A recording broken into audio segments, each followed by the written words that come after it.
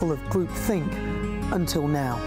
Well, this is the best view ever of Whitehall, looking out across all the tractor drivers of England who've come together to make their point. Hello, so as you can see, I'm here in Westminster as the protest begins. Yes, I'm very much in the thick of it. Look, we're challenging narratives here at GB News, and that's what sets us apart.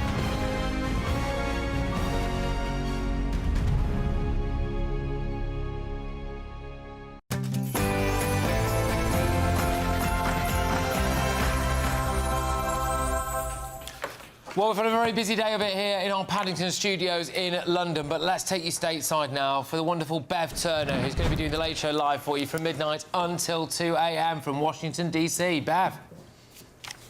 Thank you, Patrick. You're going to stay with me for the top of the show here because I want to talk to you about that remarkable interview that you did on your show earlier this evening.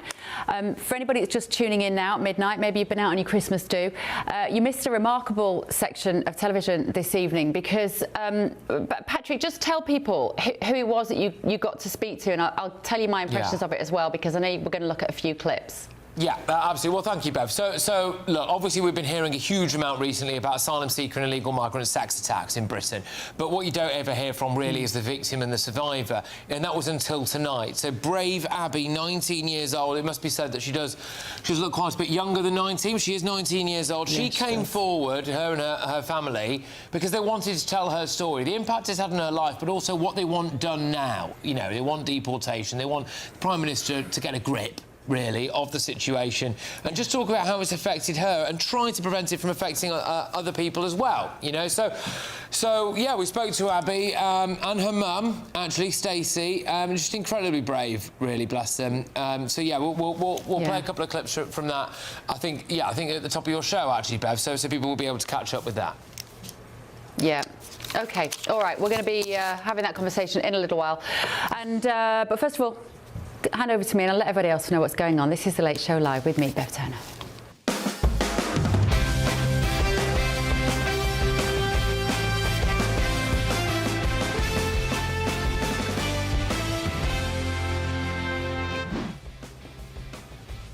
On The Late Show Live tonight, how far will you push it? I'd like to find out why they did it. You know, it's so bad. Yeah.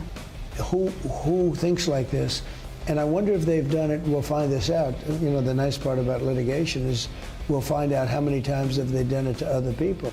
Well, that was what the American president, of course, told me a few months ago. Well, it gave us a little insight into how far he will go. The BBC says that it'll fight his lawsuit, though, also tonight. A breaking story just moments ago. The huge surge in immigration has changed our country dramatically and is causing chaos for local authorities. A campaign group has called for an emergency census in 2026. I'm going to be joined by the author of that report to find out why we might need that information. Also tonight. I am appealing to ordinary resident doctors to ignore the BMA strike and go to work this week. Abandoning patients in their hour of greatest need goes against everything a career in medicine is meant to be about. It's the nightmare before Christmas, a desperate plea there from Wes Streeting, the Health Secretary. We're just a few hours away from doctors walking out, and Streeting is throwing the kitchen sink at it, but thousands of appointments will be cancelled every day. Are you one of those? Do get in touch with me this evening. We're going to be looking at the front pages of the papers, of course. The ink is barely dry. We're going to be breaking the news before it becomes news, and there is breaking news this evening as well out of Washington, D.C. We are, of course, live here, just yards from the White House, bringing you the stories that America is talking about and that matter to Britain too, including this. Breaking news just in. Donald Trump has designated Venezuela as a foreign terrorist organisation. He's ordered the blockade of all sanctioned tankers. The war with Venezuela just got closer. And the Angelina Jolie on Time magazine, there she is, showing off her mastectomy scars, not exactly showing them off, but not being afraid to talk about them. I'm going to be talking to an inspirational friend of mine who had a very similar procedure and proudly showed off her body after the mastectomy. Why is this important for women who might be going through the same thing? I'm Bev Turner. This is The Late Show Live. Let's get our night started.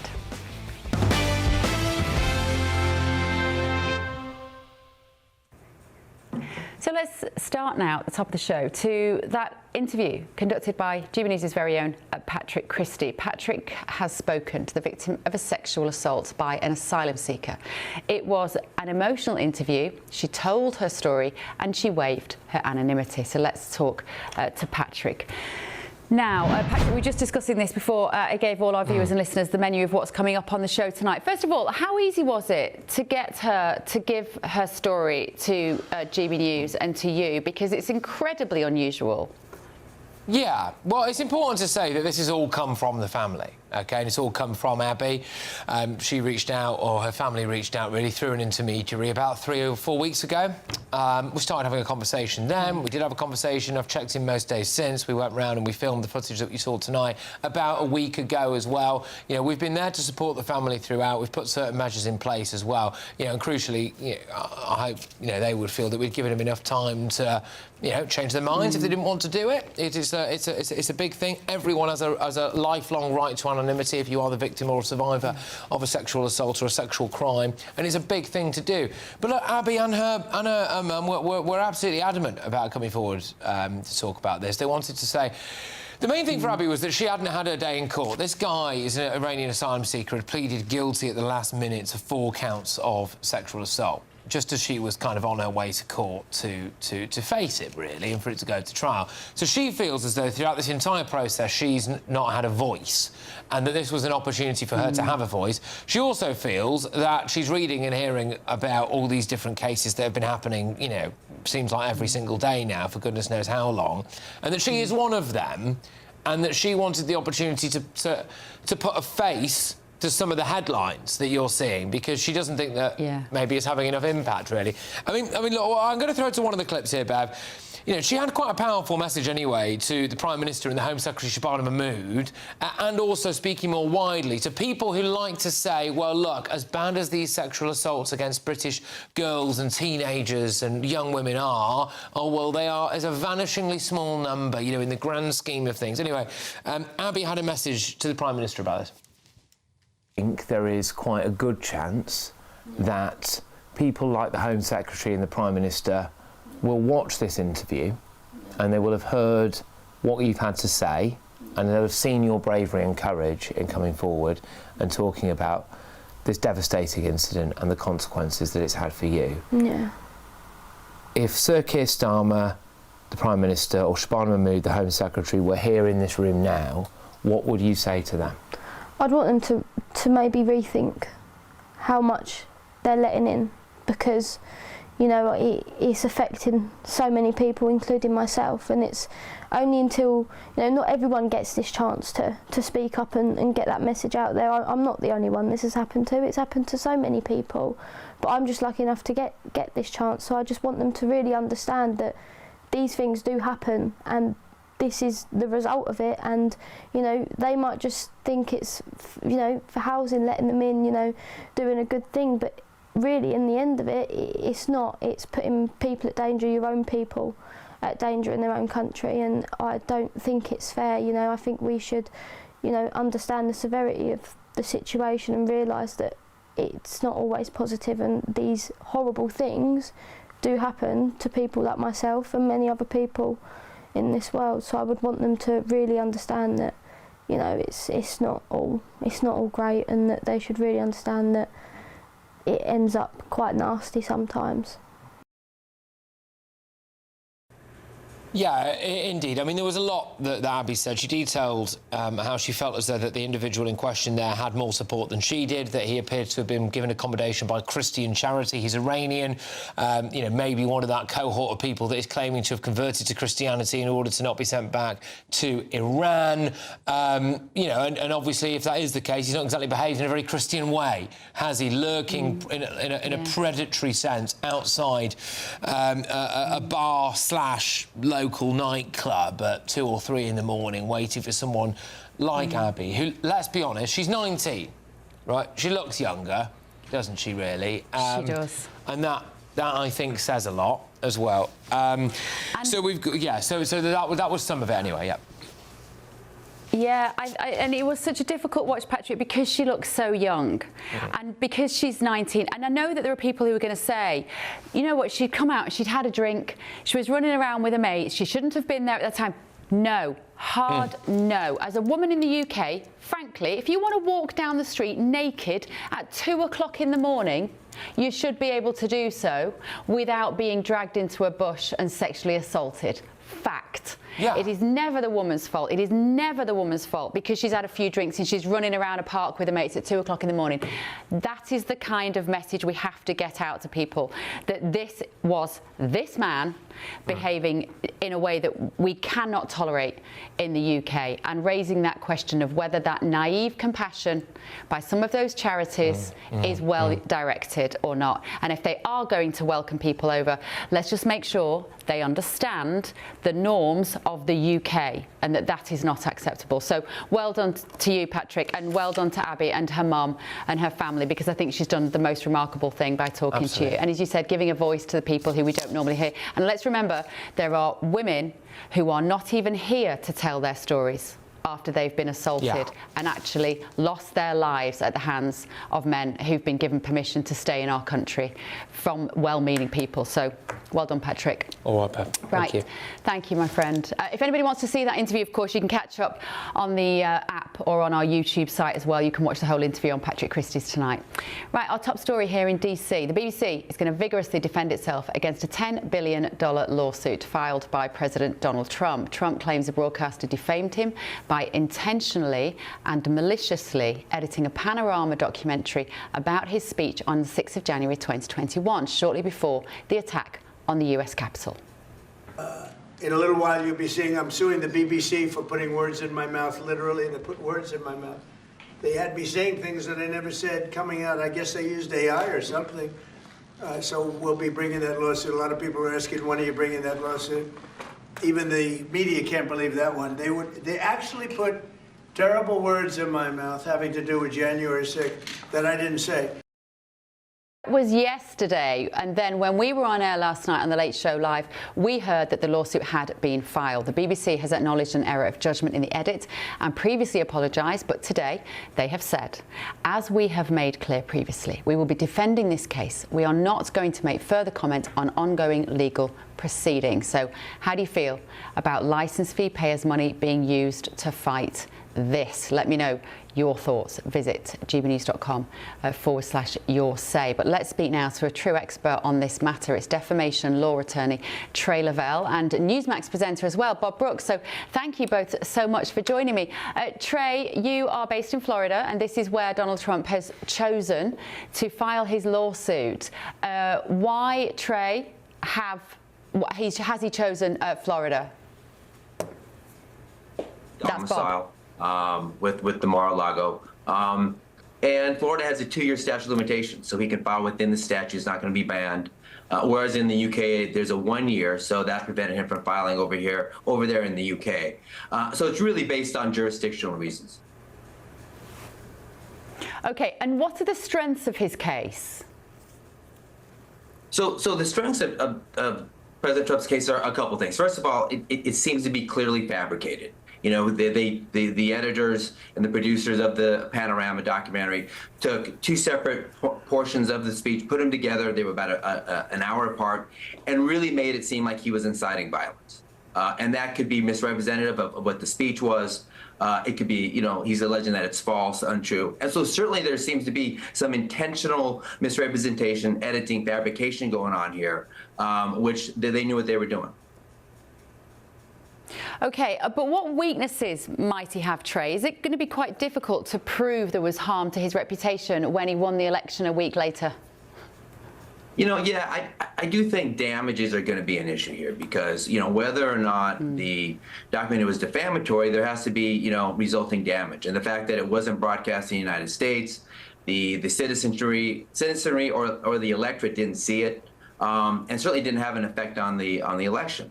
And didn't affect his reputational harm because he's in the United States. So the argument's going to be that there's no damages to this and that it's just not actionable. Let me bring in Newsmax presenter Bob Brooks. Bob, thank you so much for joining us on GB News. So haven't spoken to you about this topic before, so what's your assessment as a broadcaster here in America that the BBC would splice together this speech in this way? And is President Trump right to take this action? I think he's way right. Part of me I can't even believe that anyone would be surprised by this, that we're even having this conversation. Sacred duty of media to present things honestly and with integrity clearly went out the window with the BBC. They doctored together 2 clips from him speaking on January 6th to make it seem like he tried to incite violence and anarchy with people in the crowd, his supporters, to run down to the Capitol, to storm it, to do malicious things, when that is not the case. He told his crowd to go cheer on the men and women of our Congress as they do our procedures and certifying the votes here. I think this is egregious. I know people at the BBC have resigned. Your 2 top heads have had to resign over this. And frankly, I think more people should. And I think the public needs to realize and understand what a great disservice the BBC did. I've been in this industry since I graduated college 16 years ago. This is so egregious. Trump has to sue. You cannot keep going on business as usual with the BBC. Oh, yeah, you know what? We apologized. Maybe we did something wrong. And then not pay a price for it. You have to pay a price for that. You're shaping public opinion about the elected president of the United States. It's ludicrous.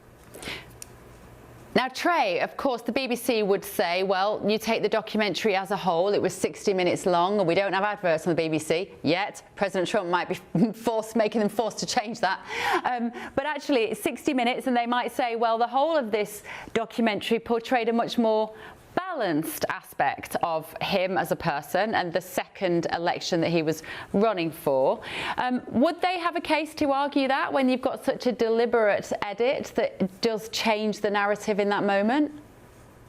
Yeah, so when you evaluate the merits of a defamation case, you don't just take the statements in a vacuum. You use the totality of the whole piece, the totality of the whole documentary. So they're going to look at that, and they're going to argue, say, hey, even though these segments, it does seem like we're misrepresenting things in terms of him wanting to incite violence. If you watch the whole documentary, a lot of people got that from the accurate view. A lot of people felt that he was trying to incite violence. And thus, there's really no harm here, because even though we further clarified it, if you would have watched the original version, and not the spliced, doctored version, you would have come up with the same result. So that's what the BBC is going to argue. And Bob, for people who aren't familiar with Newsmax, you're kind of similar to GB News in the US in that you're a news channel. You are a disruptor, and I think it's fair to say that you are Republican in terms of your political leanings. But do you still feel that you're under pressure to portray Republican issues, Democrat issues with some balance? Of course there's balance. I think in the last segment, I think you said, Bev, that we're giving a voice to people who haven't had a voice. And that's largely been the case here in the United States. Liberal left-wing media have ignored what I like to call the forgotten people of America for far too long. They've been misrepresented. They've been made out to be morons in a lot of cases, and haven't had someone in broadcasting voice their concerns enough, not nearly enough. So I think we're just leveling the playing field, really. I don't, obviously we present both sides of the story, but for a long time in the United States, the only people who had a voice in the room was the left. So I feel like we're just bringing balance to the whole equation. I can hard relate. Trey, let me just come back to you. What might the timings be on this legal issue? Is it likely to drag out for a long time?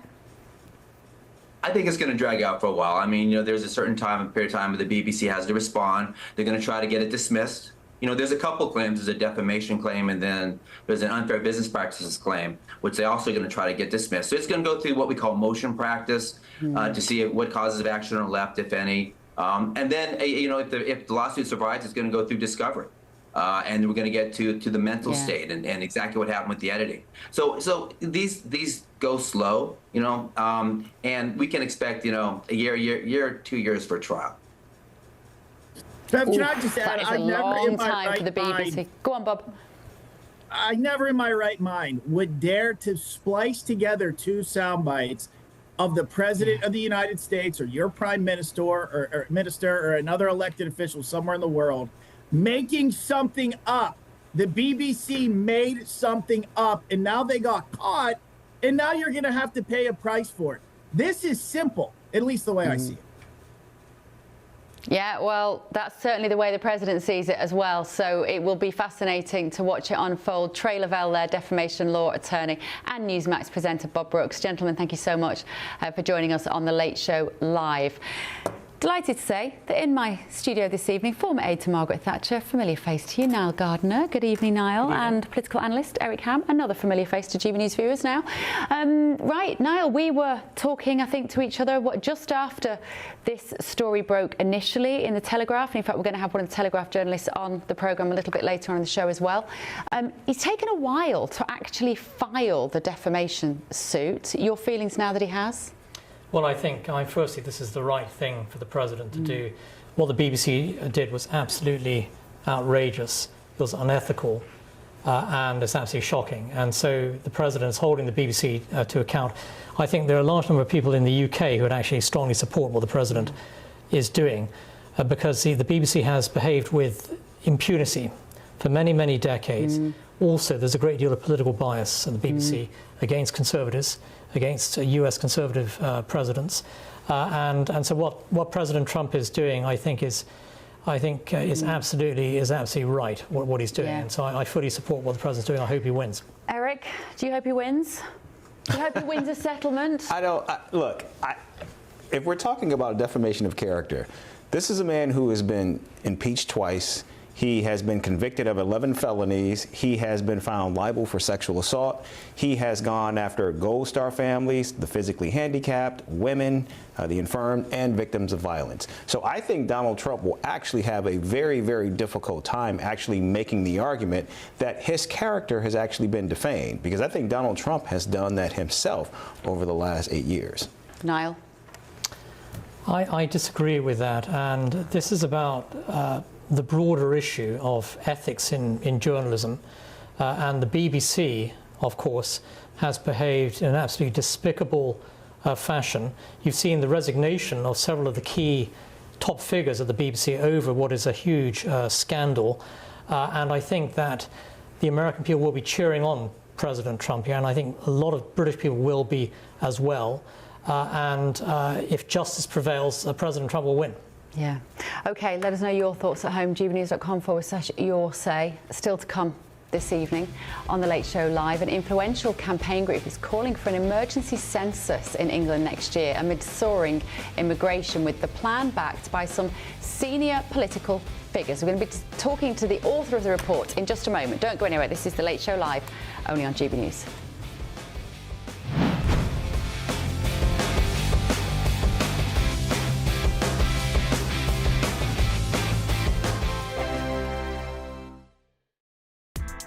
Join me, Nana Akweer, for an informative, interactive news programme with a difference. It's fun. No, he didn't say that, Dave. I'm so surprised. I think there's an element of truth to that. Join me from 3 p.m. every weekend, only on GB News, Britain's news channel. Hi, I'm Michelle Dewberry, and my show is your opportunity to cut through all the noise and dive in headfirst to some robust debates. Ideas clash. Situation, Because you're deliberately avoiding my point. Nothing's held back. And if you think this is the end of it, wait for more. And we do not shy away from the difficult stuff. Sometimes I want to shake people and say, if only you understood. So join me on Jubes & Co. weeknights at 6 p.m, only on GB News, Britain's news channel. Britain was once the envy of the world, but look around. A nation that no longer knows what it is or where it's going. A country that's broken. How do we fix Britain? How do we bring it back? Friday night with Matt Goodwin at 8 p.m, only on GB News. Mornings don't have to be tiresome, especially if you have the right company. Wake up to news as it happens, opinion and debate, and of course, a little bit of entertainment too. Because when the kettle's on, we're on. That's Breakfast on GB News, a show worth waking up for. Every morning from 6 a.m. Only on the People's Channel, Britain's news channel. We'll spread the news, you spread the word. From the school run to the home run, watch a new show for all of Britain. He can say whatever he wants. A straight-talking show where all voices are heard. And, you know, when are we going to stop talking about smashing the gangs and actually do it? With the stories that matter from every part of our country. There's a bit of a crash landing there for your Chancellor. Bold, fearless and standing up for you. That's me, Martin Dordme, 3 p.m. till 6 p.m, weekdays, here only on GB News. The People's Channel, Britain's news channel. In the GB Newsroom, we bring you the news as it happens. With our team of dedicated journalists across the UK. We're ready to keep you up to date with what's happening every half an hour, every single day. Bulletins here on GB News. The People's Channel. Britain's news channel. Westminster's full of talk, but out here, it's the real world. Am I allowed to talk now? No, that's it. This is where it matters, real people and real lives. That's what politics is all about. In fact, has Trump made a good start? No. Straight answers, no spin, and just a couple of pints. How many fingers have I got up? About 10. So join me for Lee Anderson's Real World every Friday at 7 p.m, only on GB News. The People's Channel, Britain's news channel.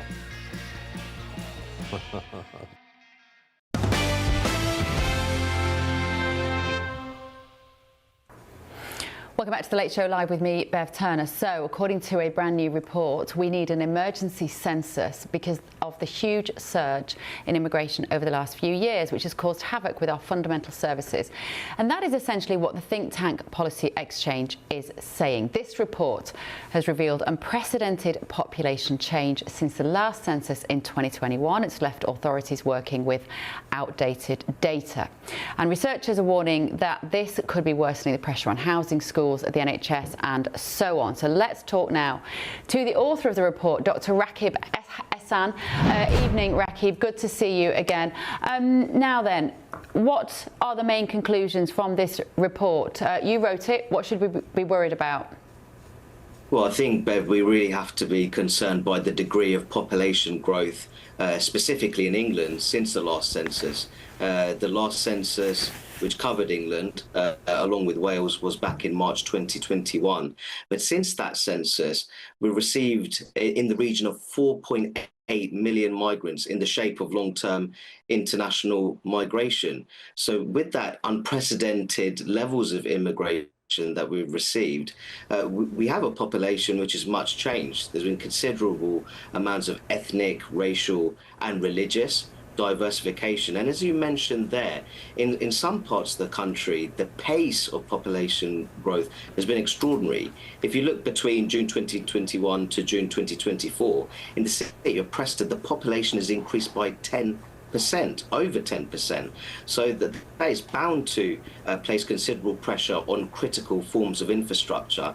Now, the next census covering England is scheduled for 2031. I just don't think that the country can afford to wait that long, which is why at Policy Exchange we're calling for an emergency census next year. So there must be figures, are there, which will tell the authorities a certain amount about who is in our country and where they live and how old they are? Or am I being a bit naive? Do we really not have a good calculation of that number? No, there are forms of data which give us a rough idea, or indeed they've provided estimates of population growth in various parts of the country. If you're looking at how populations have changed in terms of ethnicity and religion, but also looking at that at neighbourhood level. So the report also expresses concerns over forms of ethnic and cultural segregation. Then in order to truly measure that and to truly detect worsening forms of cultural and religious segregation, that can only be truly achieved through an emergency census of this nature. I see. So what you're saying is, on a very practical level, you could have a map. Let's pick a town, Manchester, let's say Manchester. And if you can see from those addresses that all of the people living in that cluster there within a 10-mile radius are all Bangladeshi, that denotes what? A problem, a lack of integration, and similarly, a different town, different area, different nationality, and therefore what? Is that what you want to find out?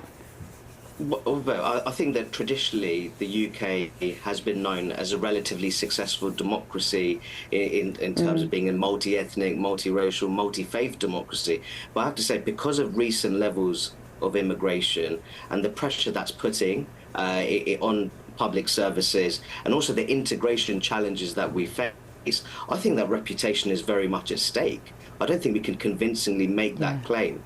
So I think that in order to really address these challenges and understand how radically the situation has changed on the ground, that can be achieved through an emergency census, and specifically looking at England, because if you compare England to the other home nations such as Scotland, Wales and Northern Ireland, England has experienced particularly dramatic forms of population growth. And is this Labour government one that would listen to the policy exchange and your reports, or will it be ignored? Well, if you look at the report's been backed by Lord Glassman. He is a Labour peer in the House of Lords and also the founder of Blue Labour. And I also think that there's some very strong social justifications for an emergency census. In the report, I talk about the pressure it's placing on public services, such as the NHS, housing, schools. So I think that any true progressive would want the quality of public services to be as strong as possible in local areas across the country. So I'd like to think that there are people within the Labour Party who would be quite keen to see an emergency census because of those reasons. Yeah, one of what you said, Lord Glassman, Corbynite, left of the Labour Party, he endorses your report. Also Nadeem Zahawi, who was, of course, in government for his party was in government for 14 years, and he had a cabinet position for some of those years. Surely someone like Nadeem Zahawi, does it not seem a little bit hypocritical that he's saying we need to keep these numbers a little more closely now, and a lot of this happened under his watch anyway? Well, I think that it's very important that you mention Nadeem Zahawi. So he was involved in the vaccine rollout during the COVID-19 pandemic. And I think one of the points that I make in the report is that if we face another national emergency of that nature, that's why you need up-to-date, fresh population data, because we need to know which sections of our population are most vulnerable to a public health crisis of that nature. And if you have that up-to-date data, the country will be better able to respond to national emergencies, especially of a public health nature. So I think that it's very important that we have support from politicians from different party backgrounds and politicians with no party background at all, who are ultimately supporting what we're calling for, which is an emergency census next year, specifically covering England. OK, all right. If people want to read that report, they can go onto the Policy Exchange website. I am sure Dr. Rakib Ehsan, brilliant as usual. Thank you, my friend. Right, joining me in Washington, former aide to Margaret Thatcher, Niall Gardner, political analyst Eric Ham, still here. Eric, are you surprised when you realise that we don't really have an idea how many people are living in our country, what nationality they are, or where they live?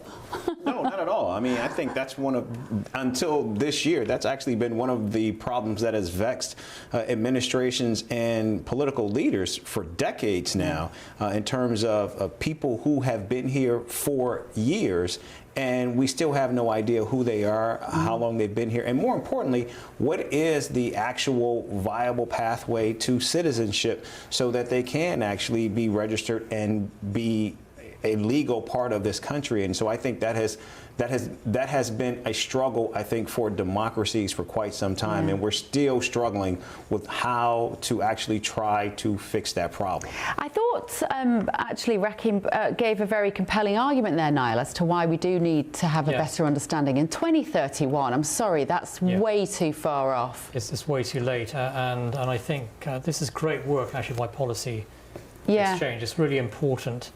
And we need to keep a track of the huge numbers of people coming into the UK. We need to know where they're coming from. I think ethnic origin is important as well. And I do think that 2031 is a long, long way. It's disappointing the Labour government, of course, is delaying things here, and we do need to see, I think, urgent action. So well done to Policy Exchange. This is a hugely important issue. I would imagine that most British people would support having this kind of immediate census put in place, because the changes in the UK are incredibly fast and wide-ranging, with a great impact as well. Yeah, absolutely. Let me know what you think at at home, won't you? You've been getting in touch this evening on the BBC issue. Oops, I did it again. Probably not your real name. Has said the BBC deserves everything it gets, but then so does America. They voted Trump in. Agreeing with you. Eric there. Eddie says, hi Bev, I fully support Trump taking on the BBC. The BBC should be ashamed of itself. I only watch GB News now, so I wouldn't miss the BBC at all. Thank you, Eddie. I appreciate your loyalty. And Darren says the BBC is corrupt from top to bottom nowadays. I know that 90% of pensioners still believe everything that the BBC News churns out because they know nothing else. And I said last night, I still think the BBC does some amazing work on dramas, on music, there's so much that it does. Factual entertainment is brilliant, but when it comes to news, they have completely lost their way. They are incredibly partial, and they depict the news in a way that if GB News did it from such a one-sided perspective, we would be taken off air. Still to come this evening on The Late Show Live.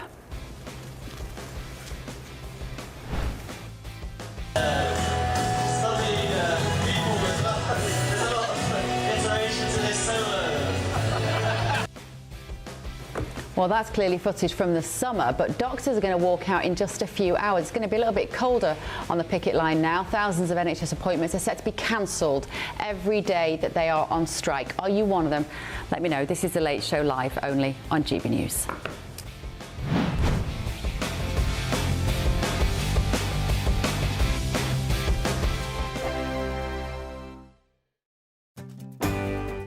I'm Michael Portillo. This is GB News, the People's Channel, Britain's news channel.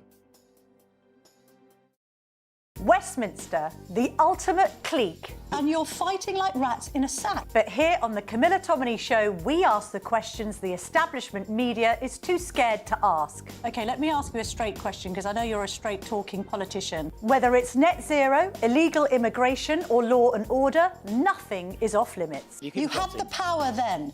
Yeah, as I and say, now you've lost it. That's the Camilla Tominey Show, a politics show that's fearless. But no, let me finish my question if you don't mind, because it is my show. Sundays at 9:30, only on GB News, the People's Channel, Britain's news channel. No matter the state it's in, this is our nation. Join me, Jacob Rees-Mogg, for a genuine, honest discussion on where we have been, where we are going, and where we are with the people who set the direction. Tune in to State of the Nation every Monday to Thursday, 8 to 9 o'clock, only on GB News. Britain deserves a newsroom that puts the facts and your voice first. Well, and that's what you get on GB News. Lively debates, lively conversation. And we're not afraid to hold power to account. And each other. So join me, Andrew Pierce. And me, Miriam Cates, for Britain's Newsroom, weekdays from 9:30 on GB News. At GB News, we love to hear from you, our loyal community. So drop us a line at gbnews.com/yoursay. There you can talk to each other and also to the presenters live on air. gbnews.com/yoursay, because GB News is your channel, Britain's news channel. Westminster's full of talk, but out here, it's the real world. Am I allowed to talk now? No, that's it. This is where it matters, real people and real lives. That's what politics is all about. The fact is Trump made a good start, no. Straight answers, no spin, and just a couple of pints. How many fingers have I got up? About 10. So join me for Lee Anderson's Real World every Friday at 7 p.m, only on GB News. The People's Channel, Britain's news channel. From the school run to the home run, watch a new show for all of Britain. He can say whatever he wants. A straight talking show where all voices are heard. And, you know, when are we going to stop talking about smashing the gangs and actually do it? With the stories that matter from every part of our country. There's a bit of a crash landing there for your Chancellor. Bold, fearless and standing up for you. That's me, Martin Daubney, 3 p.m. till 6 p.m, weekdays, here only on GB News. The People's Channel, Britain's news channel. I'm Stephen Dixon, and thanks for joining us on GB News, Britain's news channel.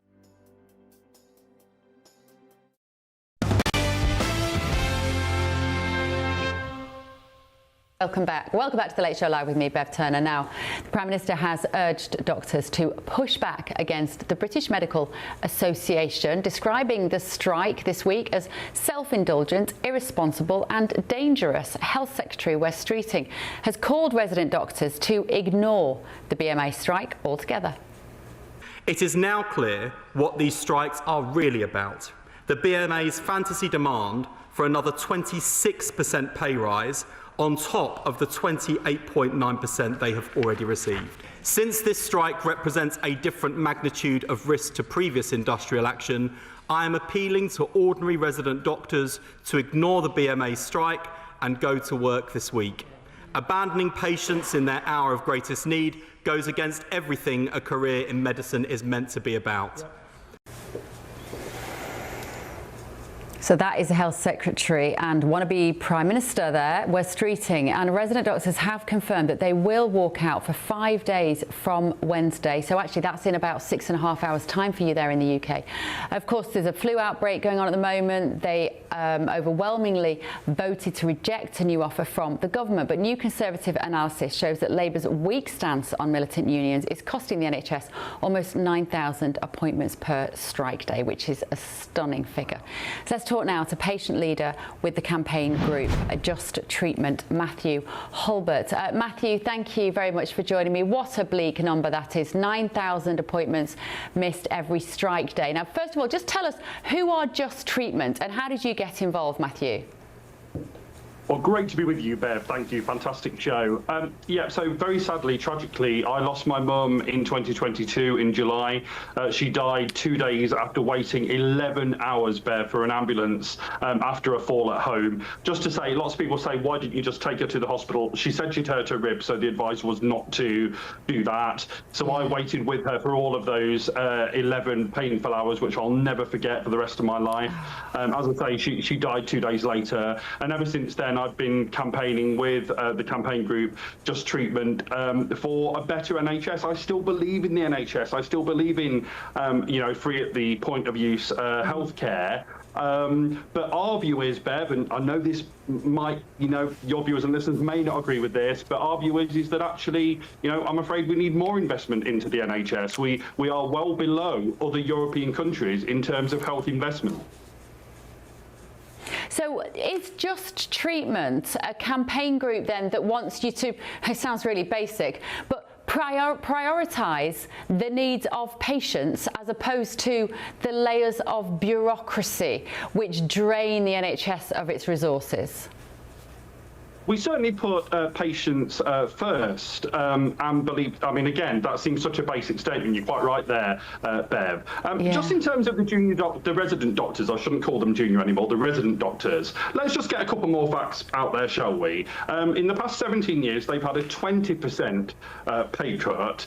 Meanwhile, the cost of living, as we all know, has risen absolutely exponentially for all of us. And I would argue, because, I support the striking resident. No one supports strike. We all wish they didn't have to strike, but I support the doctors' right to strike, and even this week, because all they want, Bev, is pay restoration. Not extra, pay restoration. And actually that amounts to about £22.50 an hour. And are we really saying the people who have people's lives in their hands every day and having to make life and death decisions are not worth £22.50 an hour? They surely are. It does seem bonkers, Matthew, when you put it like that you trained for that many years as a doctor and £22.50 an hour. Is that gross pay for some doctors? Are you talking about net, what they would take home with them? So I do think that is when they're starting out as pretty new doctors, and has been pointed out to me earlier today. Of course, they can go on to earn, very much more than.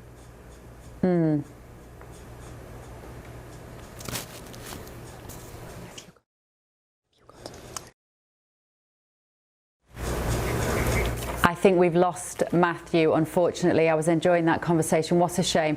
I think he's dropped out. We'll see if we can get Matthew back there. But let me bring in my panel just for a moment while we try and do that. Niall, when you hear that there's some junior doctors, I don't like that phrase because I don't think it's indicative of who they are. £22.50 an hour on the NHS doesn't sound like a lot, does it, in 2025? No, it doesn't. But I think the whole NHS system doesn't work. Yeah. And if you compare, I think, the quality of healthcare here in the United States to the quality of care in the UK, there's a vast difference. And I think the National Health Service is antiquated. It's built for an earlier era. It's out of date. It doesn't work. and I think that the whole system needs to change. And also in Europe, actually, most systems in Europe, we have a combination of private and state provided care are a lot more efficient than they are in the UK. And so the system's broken down in Britain. And at the same time, though, you can't have a situation where junior doctors are holding the country to ransom either, and that's unacceptable. The whole situation is a complete mess. I'm always fascinated by how Americans view our health service. It must be baffling to you that we can walk into a hospital, be treated, regardless of any other condition, and nobody asks you for a penny, and you can have your life saved and walk out and it's cost you nothing except money from your pay packet, Eric. But when you hear stories like that of how disappointing the treatment can be, I mean, Matthew there with his mum on the floor for 11 hours and she dies and the ambulance doesn't come. I'm amazed that he's still campaigning for the NHS. Anybody else, you might be calling for the demolition of such a system, wouldn't you? What a good man. Yeah, when we think about your system, particularly the fights that we're seeing right now in the United States over health care, there are those here who would love to have the care. But of course, when you look at the fact that 9,000 people are going to forego appointments, or the fact that he had to wait 11 hours for his mom, that for us would actually seem criminal. But we're running into a very similar problem where at the beginning of the year, 20 million people are going to potentially lose health care. 4 million more will simply just not have it all together. And there's a fight going on right now in Congress in terms of how do we actually fix this gaping hole. And so I think this is a riddle, much like the immigration problem that you all are facing, that, again, leaders are vexed as to what to do and how to actually move forward. Yeah, there is no simple solution, is there? Right, let me know at home what you think. Would you? gbnews.com/your say. Still to come, though, this evening on The Late Show Live. The Times newspaper is leading with the return of UK student exchange to Europe. So this is the EU's Erasmus scheme. It's letting UK and European students study abroad again, swapping over from January 2027. Isn't that good news for our youngsters? I think it probably is. This is The Late Show Live, only on GB News.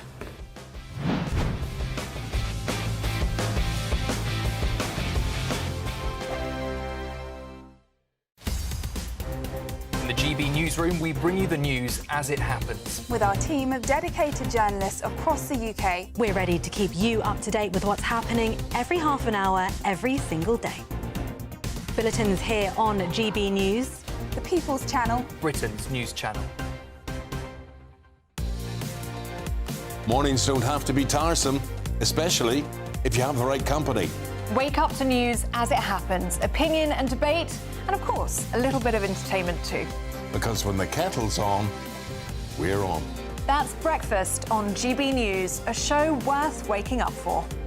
Every morning from 6 a.m. Only on the People's Channel, Britain's news channel. We'll spread the news, you spread the word. Westminster's full of talk, but out here, it's the real world. Am I allowed to talk now? No, that's it. This is where it matters, real people and real lives. That's what politics is all about. The fact is Trump made a good start, no. Straight answers, no spin, and just a couple of pints. How many fingers have I got up? About 10. So join me for Lee Anderson's Real World every Friday at 7 p.m, only on GB News. The People's Channel, Britain's news channel. At GB News, we love to hear from you, our loyal community. So drop us a line at gbnews.com/your say. There you can talk to each other and also to the presenters live on air. gbnews.com/your say, because GB News is your channel, Britain's news channel. Join me, Nana Akweer, for an informative, interactive news programme with a difference. It's fun. No, he didn't say that, Dave. I'm so surprised. I think there's an element of truth to that. Join me from 3 p.m. every weekend, only on GB News, Britain's news channel. You want to know what's really going on in the corridors of power? Labour don't know what to do with you half the time, and that makes you quite lethal in the chamber. Get behind the headlines with Chopper's Political Podcast. Join me, Christopher Hope, as I sit down with the great and the good of British politics. We'll see where this ruling takes us. These are the stories shaping our nation. Chopper's Political Podcast, available now on all platforms. Listen in and stay ahead. Hi, I'm Michelle Dewberry, and my show is your opportunity to cut through all the noise and dive in headfirst to some robust debates. Ideas clash. Situation, no, isn't it? Because the failure is you're deliberately avoiding my point. Nothing's held back. And if you think this is the end of it, wait for more. And we do not shy away from the difficult stuff. Sometimes I want to shake people and say, if only you understood. So join me on Jubes & Co. weeknights at 6 p.m. only on GB News, Britain's news channel.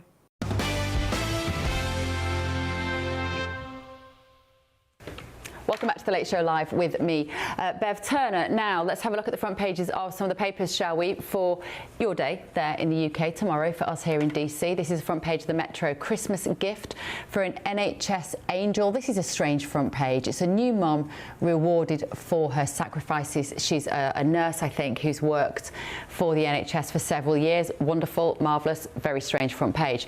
On the front page of The Eye, this is another strange front page today. Silicosis scandal, ban killer kitchen dust to save lives. This is The Eye paper is launching a campaign which is about not using a kitchen worktop surface which has killed people who cut the kitchen worktop surface up. Again, feels a bit niche, but no doubt it doesn't if you've been affected by that. Daily Telegraph. Free TV licences for benefit claimants. They are telling you about this. Obviously, this is the Daily Telegraph slightly stirring the pot over the BBC situation. And of course, the top of the paper there, why Trump will triumph in $10 billion BBC lawsuit. I'm going to be having Connor Stringer from the Daily Telegraph in the studio with me in the next hour or so don't go anywhere. And excuse me, the front page of the Times newspaper. This is return of the UK students' exchange with Europe. And a lovely picture there of the Princess of Wales and Princess Charlotte. But this is a post-Brexit story. Some will take it as very good news. Others will take it as very bad news. We're going to be talking about that. In fact, let's talk about that now with Paul Cox in the studio in London. And here with my panel as well. Paul, let me come to you about that Erasmus scheme. I have to say, I think one of the disadvantages of Brexit was the closing of the door to teenagers who wanted to get a backpack on, go and travel and study in Europe, and similarly to have people to come to us. I think this is probably the right decision. I completely agree, Bev. I wasn't sure what you'd think on this, and I said this not knowing what the rest of the panel would have thought on the previous show. But we all kind of unilaterally agree. This is not a left-right issue. This is not a Brexit-Remainer issue. This is about sharing the European culture amongst European countries, which is different to the economic bloc. And, you know, for many years we've sort of argued, I actually voted Remain, but have become very much Brexiteer as time gone by. But I always thought this was a baby that got chucked out with the Brexit bathwater bill. Yeah. Our daughters are a similar age. I said earlier that I'd be very happy for my daughter to join the Erasmus scheme and do something like that. There was quite a bit of criticism for that in your say. They thought that was quite a dangerous move on my behalf. But I don't agree. I think we're a little bit too scared of the world sometimes. We are a bit too scared of the world. Do you know what I want, Paul? And I know you agree with this. I don't want them off their blooming screens and getting on a train or getting on an aeroplane, just travelling around the world and expand their horizons. You know what? We don't have to do it as adults. We might have already done that. But Niall Gardner, is this a good thing? I know you're a fan of Brexit, but when the young people suffer, I have a problem with that. Yeah, I mean, I don't see any major issue or problem with this decision. I would say, of course, that overall UK universities are significantly more attractive than many of their European counterparts. So you will have a far larger number, I think, of European students coming over to the UK than the other way around. I mean, I think that is the case. And Britain still possesses many of the best universities in the world, and they are superior to what you find in continental Europe. But overall, in terms of the big picture, I don't really see this as a kind of Brexit versus Remainer issue. I mean, I don't see this as an ideological debate or divide. Do you think, Eric, that university is even worth going to anymore in 2025? Oh, absolutely. I think they are. And I think it's also a way to allow people to expand their horizons. And at least here in the United States, we know there has been, enormous movement, between the United States and even Latin America, which is very helpful. Yeah, absolutely. Well, we look at your universities and some of the facilities that you have here. I mean, literally, Paul, they have full football stadiums the size of Old Trafford at some of the universities here. So never mind your Erasmus, I think we should get our daughters to come to university here, don't you? Paul Cox will be with you in the next hour, and I will be staying with you here, of course, in the next hour as well. Don't go anywhere. Quick look at the weather.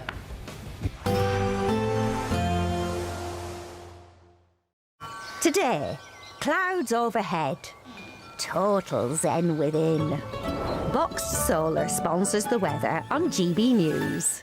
Hello, good morning. Welcome to your latest GB News weather update brought to you from the Met Office. Heavy rain to come for many in the west today, with rain warnings in force and delays to travel expected. And across the east, there could be some disruption from fog this morning. A warning out across many central eastern areas of fog through the first part of this morning, but that will soon be replaced by cloud and rain as we head into this afternoon.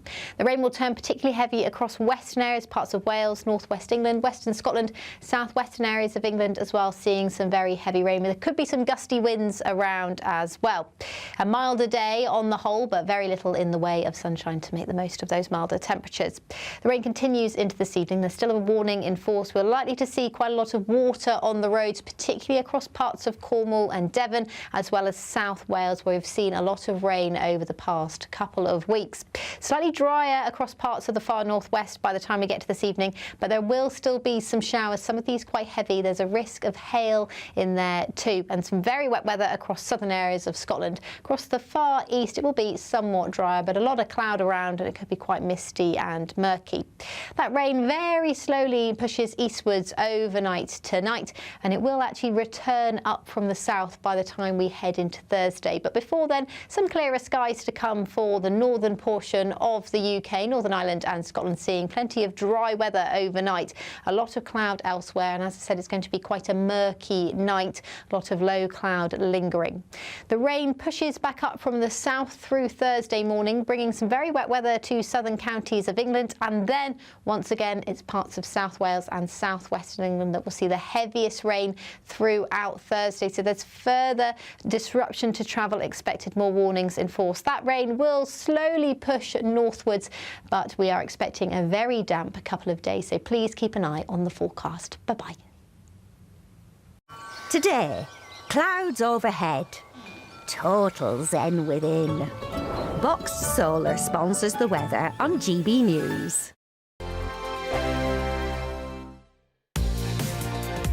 Mornings don't have to be tiresome, especially if you have the right company.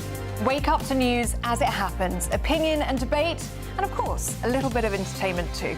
Because when the kettle's on, we're on. That's Breakfast on GB News, a show worth waking up for.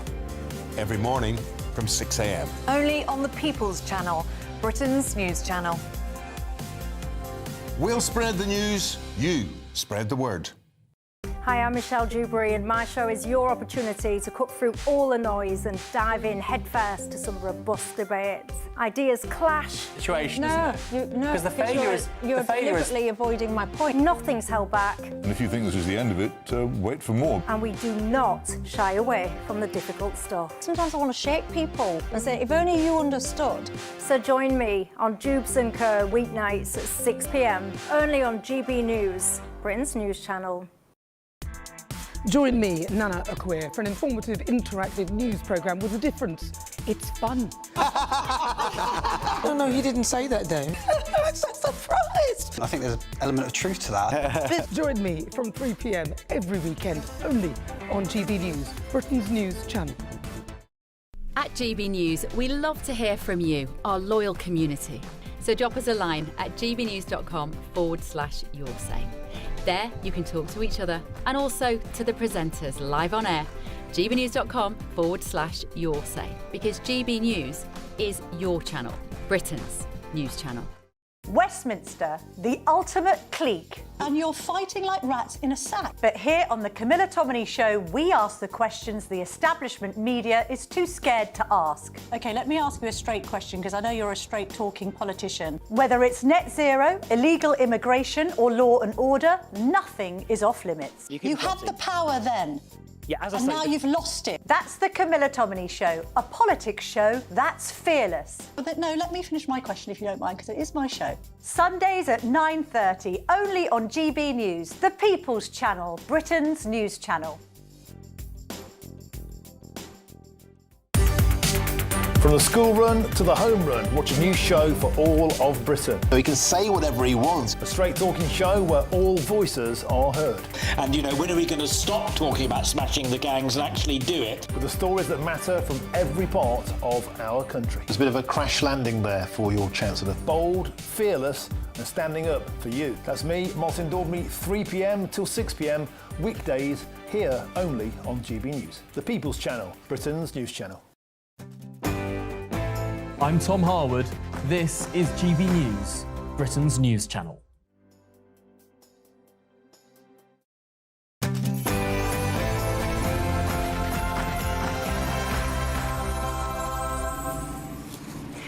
In the next hour, we're going to be talking about the fact that Donald Trump is pretty much holding the British government to ransom over free speech. This story is not getting the attention that it deserves. We're going to be also talking about Angelina Jolie. I'm going to be interviewing somebody who's very much followed in her footsteps, particularly raising awareness of breast cancer, and also JD Vance's response to being called a conspiracy theorist. One of my favourite moments of the year. Stay with me.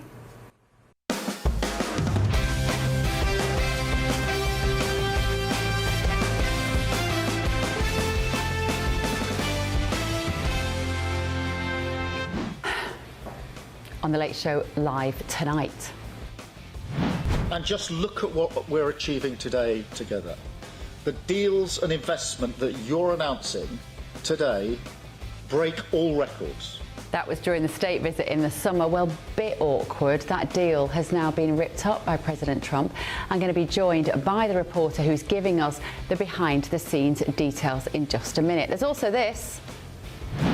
For the first time, caesarean births are outnumbering natural births in the UK. It is something I feel really passionate about. I've written a whole book about this issue, and we need to work out what the implications of this are. Are women and new parents being let down horribly by our maternity services? Also, tonight, breaking news just in. Donald Trump has designated Venezuela as a foreign terrorist organisation. He's ordered the blockade of all sanctioned tankers. Does this mean that the war with Venezuela just got closer for America?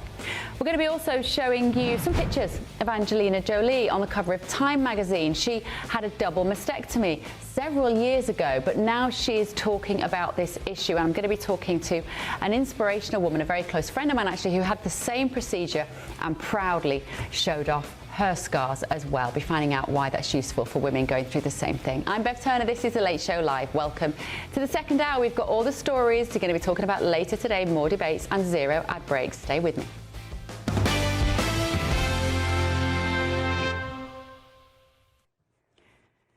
President Trump has suspended a landmark UK-US tech trade deal amid a clash over artificial intelligence regulation and free speech. Now, the White House is concerned about Britain's Online Safety Act, which regulates free speech and could hit American AI fines with very heavy fines. I'm joined in the studio now by Daily Telegraph journalist Connor Stringer to tell me all about this. Right, Connor, I was there at the state visit. President Trump sat there quite quietly. We just saw the clip there when Keir Starmer was saying we've just signed this incredible deal. What was it? How many billions was it going to cost us? 31, I think. 31 billion pound tech That's prosperity deal. They called it. Let's have a little clip just to remind ourselves. And I want to talk about this because it's definitely not getting the attention it deserves. Let's have a quick look. Leaders who respect each other, leaders who genuinely like each other. And it comes down to our unique relationship on defence, the closest the world has ever seen. It comes down to the connections between our people, ties of family and friendship. The President himself is a shining example. Well, that was in June. So fast forward to December, Connor Stringer, and it ain't happening. Why? No, exactly. That friendship he talks about is starting to become a little bit rocky, isn't it? Bev, so this all centres around, as you say, the Online Safety Act, which essentially regulates online speech in the UK. The US have been increasingly worried that it's going to stifle free speech, and those that are found a cropper of it have to pay these huge fines. Something anywhere between 18 million or 10% of their annual revenue, which for someone like OpenAI or Google or Meta, we're talking big money. So picture it, the budget rolls around, Rachel Reeves is mulling whether to roll back the digital service tax, another massive levy that American tech companies are hit with, and she doesn't do it. And this has caught the eye of some in the White House, especially some of the most senior officials, that accompanied with the fact that the government has talked about closing some of the gaps, some of the loopholes that AI companies have at the moment on the Online Safety Act. The two of those together raised a lot of alarms, and Donald Trump said, I'm not having any of this, I'm pulling out, and we're going to see what better deal we can get. Which is remarkable, and this is why, do you think this is one of the biggest stories of the month so far? I mean, it was my story. I think every story is the biggest story of the month, to be honest with you. Yeah, you do then. Of course I do. Congratulations. I should be on the front page. Yeah, you should. Is it not on the front page of the Telegraph today? I thought it probably was, wasn't it? I need to ring the editors and Well, you do need to ring them. If you're watching, editor of Daily Telegraph, this should be on the front page of the paper. But it genuinely is a massive story, because what the American administration is doing here is playing politics via agreements, or signed, like the ink is barely dry on this agreement 6 months ago, and they're trying to change the dial on our political policy via finances, and I just think that's so interesting, and I'm also so grateful because we can't lose free speech. Absolutely. I think you're right. It's twofold. One is kind of the close eye this administration is playing and its willingness to intervene in domestic British affairs. We've seen it with free speech generally. Some of the reports the Telegraph have done, some of my own stories about sending over fact-finding missions upon free speech. Donald Trump has been, and as you know in your interview, has been very open about it. They keep a close eye. And the second part of this is that they're willing to rip up friendships, close ties, rewrite who they see as their allies in order to get what they want. And what's remarkable about that is they have this incredibly clear vision of who they are and what they stand for. And free speech is absolutely fundamental to who this American government is. They don't shy away from it in any way, shape or form, do No, and I get quite frustrated, as I'm sure you do. I mean, I have an ear, and as do you, on a lot of these people and what they tell us. And I think people are quite quick to kind of slap it down as a bit of either a right-wing Telegraph GB News obsession. But we're seeing it play out here in real time. And this administration will act and are continue to do so. At the start of the year, it seemed to be much more of a warning to J.D. Vance, giving quite firebrand speeches, warnings about what they would do, and now you're seeing it playing out in effect in policy in real time. So I think this is the start of it. We've got 3 more years left, and I think Sir Keir Starmer tonight will be very worried about how they make this right. And I wonder how they do make it right, because Starmer will stick his heels in. He is not the kind to be persuaded to change something as fundamental as online censorship because Donald Trump won't sign his £31 billion tech deal. I wonder what pressures are being exerted on the Prime Minister tonight over this. Well, the twofold, you're right, absolutely. They're going to have to give some concessions, and I think by the signs of it, the US are going to use this, dangle the kind of tech deal which was brokered by Peter Mandelson, of course, who's in his absence, I'm told, without having any ambassador, is the reason why this has kind of fallen to the wayside. The US feel like they are being able to kind of power through what they've got, while the Brits in London feel like they've got no representative to dig their heels in. So just to remind people who don't know, who've forgotten that, of course, Peter Mandelson was the British ambassador to America. He had to sling his hook over the Epstein emails, which caught up on him, and it's left a vacuum in that negotiating and diplomatic space. And we are all suffering because of that. And these tech companies in the UK, they're going to be furious. Absolutely. And listen, they have their ear of the president. I mean, you've seen Sam Altman, the boss of OpenAI, which runs ChatGPT. He's got very close to the president. Elon Musk, of course, who owns X, and Grok, another AI chatbot. You've got Mark Zuckerberg and Facebook getting closer and closer as they develop their artificial intelligence. These people aren't going into the Oval Office and saying, all right, my Tucker, how you doing for a Yeah. catch-up? They're coming there to voice their concerns, and their Yeah. concerns are paying massive fines and tax fines as a result of a Labour government. I can't have you here, Connor, as the one of the key writers at the Daily Telegraph, if we haven't Glad mentioned you that. said it. Without talking about President Trump, your paper says that he will triumph in his $10 billion BBC lawsuit. You and I have been across this story from the get-go, along with Gordon Rainey, your colleague, and the brilliant Rob Crilly, of course, as well.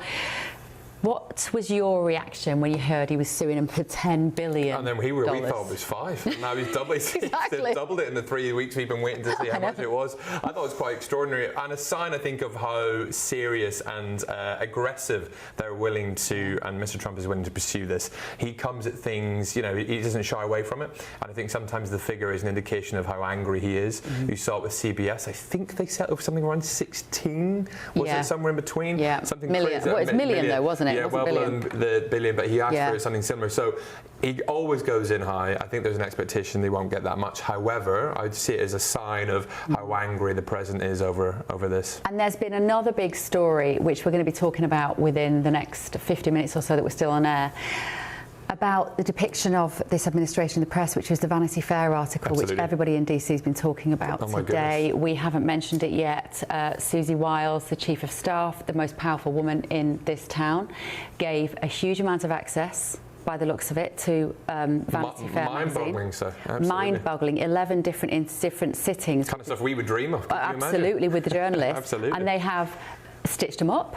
It seems like it, doesn't it? I mean, there's going to be big questions. What stood out for me, Bez, I'm sure it did for you, is what were the rules of engagement over this? Was it an off-the-record thing? Was it you can only say this, that, and the other? Because it was so candid, where it just seemed almost too good to be true. That was my initial reaction. I admit I need to read the full thing in full. It is a very, very, very long article. Put aside your weekend. I'm told it's a riveting read. Yeah, exactly. Yeah. What for me was the big standout actually was some of the photographs, and obviously you saw some of the comparisons when they did this during the Biden administration, but some of the really intense close-ups, particularly of some of the women in the cabinet, like Susie Wiles. Deeply unflattering. Deeply unflattering, and I think that was entirely unnecessary. I agree. And I actually and entirely deliberate. I would agree with you, and I think that has what is really kind of raised eyebrows actually as to the motive of this, because what is to gain from doing that? It's entirely unflattering, like you say. Yeah, unnecessary. We will show you some of these photos at home when we discuss this within, as I say, within the remainder of the programme, because they've done a very, very close-up of Caroline Levitt's face, and she's a beautiful young woman, and it is incredibly unflattering.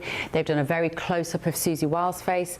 She's a fabulously looking woman in her 60s. She's amazing. Oh, here we go. Here we go. So, unfortunately, we've got a strap across the bottom, but there's Caroline looking fantastic in the White House. There's a very close-up picture of her face. It's bizarre. I don't really understand it. I mean, I guess it's this magazine lips. was exactly. What they're trying to draw attention is to the lips. They're drawing attention to the fact that you can see where she has had facial treatments on her lips, which is trying to suggest what? It's trying to suggest vanity, style over substance, not to be taken seriously. Completely the opposite of what I see, what we see up close, genuinely up close, not just up close on a stupid and unflattering picture. Up close, we see them working blooming hard, keeping it all together, working as a team. And this magazine article has tried to depict them as chaotic, as sort of lightweights, really. It's just bizarre, absolutely bizarre, like you say, and I think the picture is the real standout, and you've seen the administration come out. Actually, I was really taken aback today by the amounts of people in this united response supporting Susie Wiles, coming out batting for her. See, look at JD Vance there. It's bizarre. He's a handsome guy, and they've made him look like some sort of ogre. I don't recall a picture of Joe Biden's nostrils, do you? No, well, this is true. And but there's Susie Wiles looking sort of horrified, frankly, which any of us can be caught at that moment. I mean, it's just. I mean, she looks great there. That's fine. She looks sort of statuesque. She's got the gravitas that she has, but then she also looks tiny in the perspective of the picture. Makes her look about 3'2". That's a very good point. I don't think these pictures are accidental, and Vanity Fair knows exactly what they're doing when the picture editor selects these sorts of images. But that brings us back to the point about the BBC, which was why I brought that in, which is this continued frustration with the Trump government about the fact that they feel they don't get a fair depiction, and that situation today with Vanity Fair will only have been more grist to the mill of the president. Absolutely. There's one takeaway I think for the administration tonight, they'll be saying about we're doing less of these quote unquote mainstream media interviews, won't they? Talk about that. I mean, they've given a big one there, lots of access, unprecedented, like you say, 11 or whatever many interviews, and they've been depicted like that. That's going to be the last time they're going to do that for a while. I would have thought so. Right, I think that is my time with you up now, Conor Stringer, which is a shame because I think we could have talked all evening, couldn't we? But there's probably a Christmas party that you have to go to. There's a lot of Christmas parties in Washington this time of the year, isn't there? There is, and I'm suffering as a result. That's why Janice, the lovely makeup lady, has done such a good job. The bags under my eyebrows. If only you could bags see. under your eyebrows? Yeah, or my that is some bags. It's so bad, I can't even speak. That's so bad. Luckily, you can still write, though, and that article is in the Daily Telegraph. Now, moving on. We are going to go and have a quick look at the weather, and I'll be right back after this. Stay with me.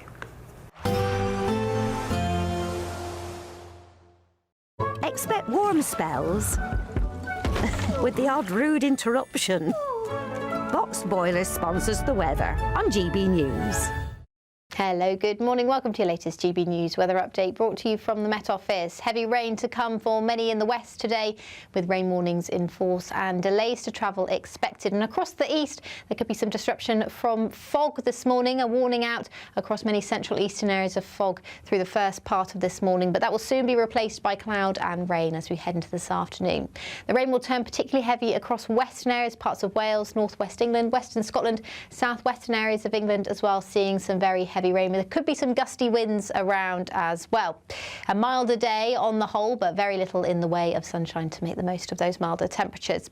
The rain continues into this evening. There's still a warning in force. We're likely to see quite a lot of water on the roads, particularly across parts of Cornwall and Devon, as well as South Wales, where we've seen a lot of rain over the past couple of weeks.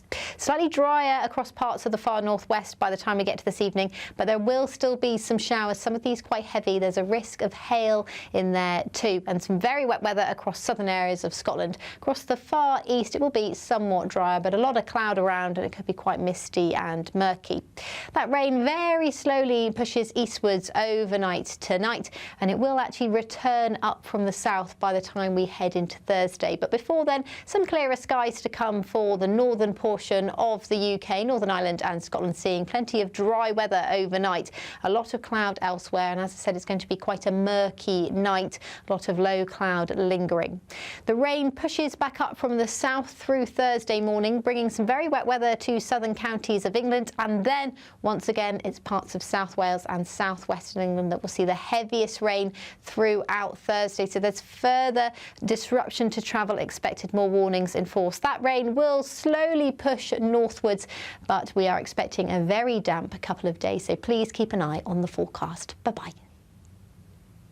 Expect warm spells with the odd rude interruption. Boxed Boilers sponsors the weather on GB News.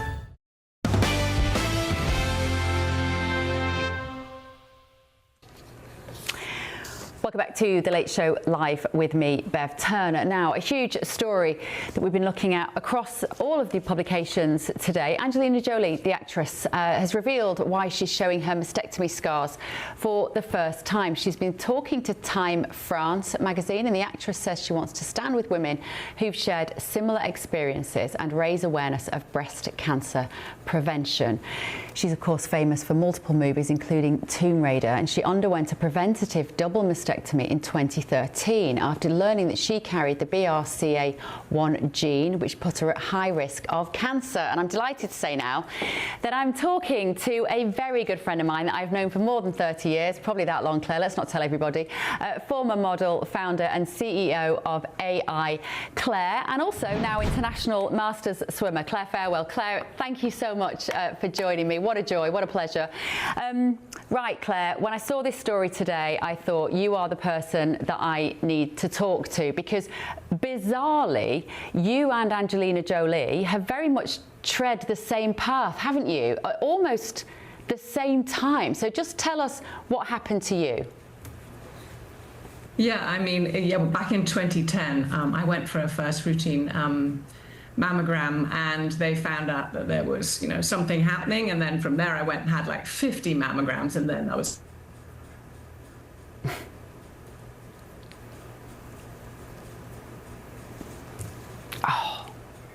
Oh, Claire's frozen. We're going to try and get Claire back. I really wanted to hear that story. We're going to try and get... I'm afraid we're having some issues with our Zoom connections tonight. Let's see if we can get Claire back, because her story is remarkable, and she talks so movingly about why it is important for women to discuss this and not be ashamed, particularly post-surgery. Let's see if we can get Claire back. If we can't, let me just come to you guys here, Eric. We're going to try Claire again. Let's try again, Claire, if you are there with me. Right, Claire, let's try again. The wonders of modern technology there. Can you believe it? Right, so what happened to you? Start in 2010. Yeah, basically, I went for a first routine mammogram and basically found out that I had the cancer. So I went through this process of having a double mastectomy, which was shocking when you've never had a mammogram before. But you know, obviously, it was running parallel with Angelina Jolie as well, exactly the same time.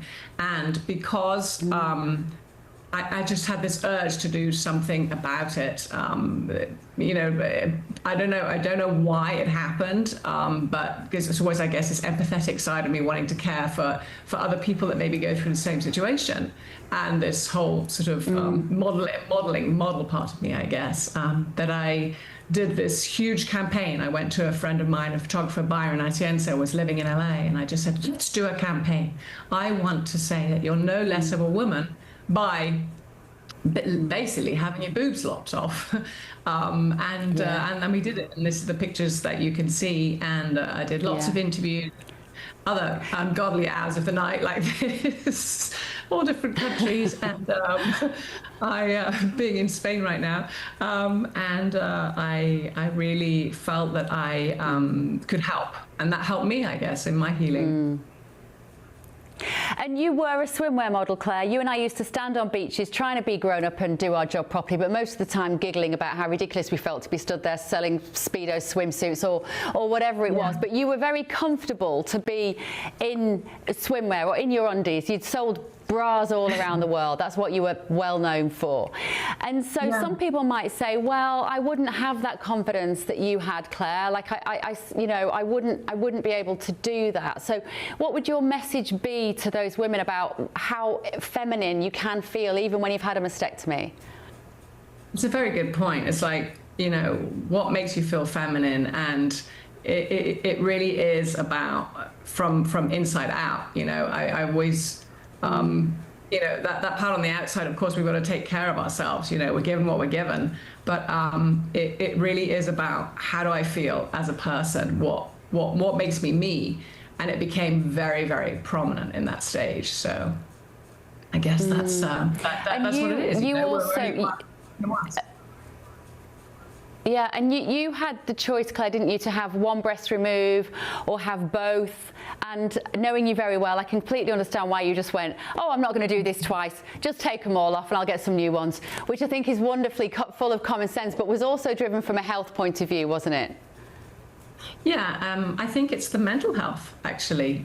If you know, are told that you have to have one breast off and then you're given that choice. For me, it was my choice, and it was, well, I want to be calm and peaceful with this, and I don't want to be concerned about it. So that's why I did the both. And I always respected, and everybody should always respect other people's story with it, right? Because you don't know how you're going to be in that situation, unfortunately.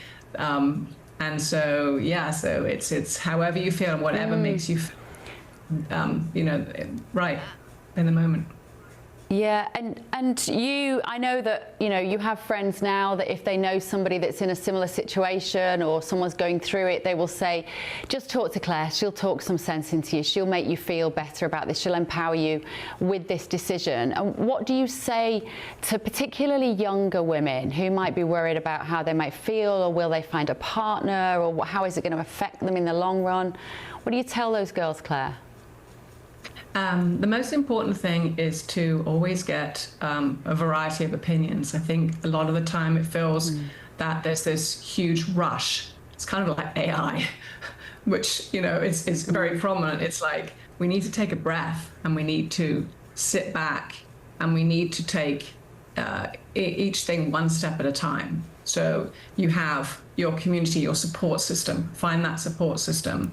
And one thing that is, and then go through each of those hoops, but one thing that is very, very important, and I think that's all about the mental health side of things, which is obviously the most important throughout this, and it's very exaggerated, is do not take any thought of that cancer or what you assume it to be over the threshold of your bedroom. Do not take it. So that means you go into your place where you're going to sleep, which, you know, generally is your bedroom, but it could be whatever, and do not let yourself have a moment, a second of thinking about it. Have your peace. That's really interesting, because actually I think it's probably the thing when you wake up at 3 o'clock in the morning. It is what will go around your mind. Of course, sorry, because you are in Barcelona, so it is nearly 3 o'clock in the morning for you. And just quickly before we get the giggles like we used to do, stood on beaches in Barcelona. You have taken this stage in your life, having got over cancer, having set up your own business as AI Claire, and you're now an international competitive swimmer, which I find utterly remarkable, because you weren't a competitive swimmer when we were younger. I was, and now in our older years, you're now the international swimmer. But what does that do for your mental well-being, but also your physical health, Claire, having recovered from cancer? Oh my goodness. I mean, what does swimming do for anybody, right? And I know that you can answer that when you get to swim as well. It is the most holistic sport. And I want to break world records, which is why I started doing this, which is absolutely bonkers, because that's the kind of person I am, I guess. Just go with it, you know, that's what I tell myself. And so you have to explore what that means, you know. And people say, well, what do you want to break the world record in? And I'm like, I don't know what stroke it is. I don't know if it's in open water. I don't know if it's in the pool, but I'm doing it all. And I'm enjoying the journey. And the most important thing is to enjoy the journey. So if I get the gold medal when I'm 60, 65, 70, 75, whatever it is, I just enjoy the journey. Well, I'm sure you will do it. I think you're amazing. And I love the fact that you're so inspirational on this issue as well. There'll be women watching this who will be thinking, oh, I'm not sure I can cope with this. You are absolute proof that people can with the right attitude. Claire, what joy. Lovely to see you. I'll let you go to bed now. And I will speak to you very soon. Thank you so much. Claire Farewell there in Barcelona, stayed up late to talk to everybody on the Late Show live this evening. Right, let's have a look at some of the front pages, shall we? The Metro newspaper, the Christmas gift for an NHS angel. They're saying this is about a mum who is an NHS nurse, I think rewarded for sacrifices. The Eye is going with this silicosis scandal, ban killer dust from kitchen worktops to save lives. This is a campaign that the Eye are running. It's basically on behalf of the people who work with this material, which is incredibly toxic, it turns out. Daily Telegraph, we've just been talking about that. Conor Stringer was in here. They run with the free TV licences for benefit claimants. And the picture on the front page of the paper there is a terrible story. I believe it was in Somerset, of a young girl who's been murdered by a teenage boy who has been arrested. And the Daily Mail, free BBC if you live on Benefit Street, playing with the fact that Benefit Street is a TV show. Paid for, of course, they say, by middle-class drivers under Labour's plan. That's about the BBC licence fee. The Guardian, UK to rejoin the EU Erasmus programme for students. And also on the front page there, Ilhan Omar, who is a Democrat politician here in America, and she's talking about Trump's creepy obsession with her. The Sun newspaper, happy ever grafter, and this is a remarkable story. Mum who's got 15 kids. She was on £60,000 a year of social benefits, basically, and now she has opened a business, I think. I don't know what the detail is of that, but she basically isn't reliant on the state anymore. And The Independent is talking about Trump starting his $10 billion court fight with the BBC. They're also talking about that horrific, extraordinary day. Was it earlier this year, wasn't it, when the ex-commando mowed down Liverpool fans in a moment of undiluted fury? They're saying he's been jailed for 21 years. And the Times are also going with the return of the UK student exchange in Europe. Right, let's bring in Paul Cox. You've seen the front page of the papers a million times now. Niall Gardner's here with me, and also Eric Ham. And Paul is down there in London. Right, shall we talk about, what do you want to talk about, Paul? We've done the Erasmus students. What else has caught your eye on the front pages of the papers? You take control, my friend. I think there's some odd stories on the front pages today. The silicosis one and the Metro one about the nurse. But I don't want to cover those. I just think they're very odd. You mentioned it earlier, and I think they're very odd when you think that Araya Thorpe, that 9-year-old girl, God dear, it really sends a chill through me to think about it, was stabbed by a teenage boy. We know nothing more than that. But the idea that that wouldn't make a front page ahead of those stories. I'm not saying those stories aren't worthy, but they're like page 3, 4 worthy. We have a stabbing epidemic in the UK, and I think we should always have those stories on the front page to try and prevent them. I think what is very interesting, though, is the happy ever grafter, the lady with the mother with 15 children, Bev. I mean, you've got 3. I'd imagine that feels like a lot. It feels 15. Like 15. 15. I mean, imagine taking them to Legoland. You'd be in danger of not bringing them all home, wouldn't you? It's incredible to think. But this is a very heartwarming story. The fact that she was on 60,000 years in benefits is incredible, but I guess not surprising when you've got that many children. But the fact that she hasn't relied on that and has built her own business and been able to make that successful, and that she's critical of the 2-child cap as well, the lifting of the 2-child cap. You know, you'd think that somebody with 15 children would be very much open to that, but she hasn't actually. She's been quite critical about Labour lifting that 2-child cap. Go on, Bev. Paul, what is the business? Because we've only got a printout of the paper here, and I'm afraid, unless you boys beside me have got some sort of super-powered eyesight, I can't. I mean, we can't read, unfortunately, what the story is. So I'm very interested to know what her business is. She's not a YouTuber, is she? I wouldn't be surprised. No, I don't think so. Tell me she talks. I've been trying to find out, Bev. I've been trying to find out. I can't see any more than you, and I'm not too certain either. Well, maybe a producer. We've got extensive teams, you know, 200-300 producers in the background on this show. One of them will get back to us in a minute and let us know. But I'm not too sure. She could be anything. We got one, yeah, okay, fair There's one, enough. sackage. There's only one. We can't right, sack listen, Joe, him, Bev. we need to know what she's doing for a job. What does she do? Beauty salon. Oh, she's got beauty salons, and what does she remove? This is great TV. Oh, right, so she removes... Boys, have you got...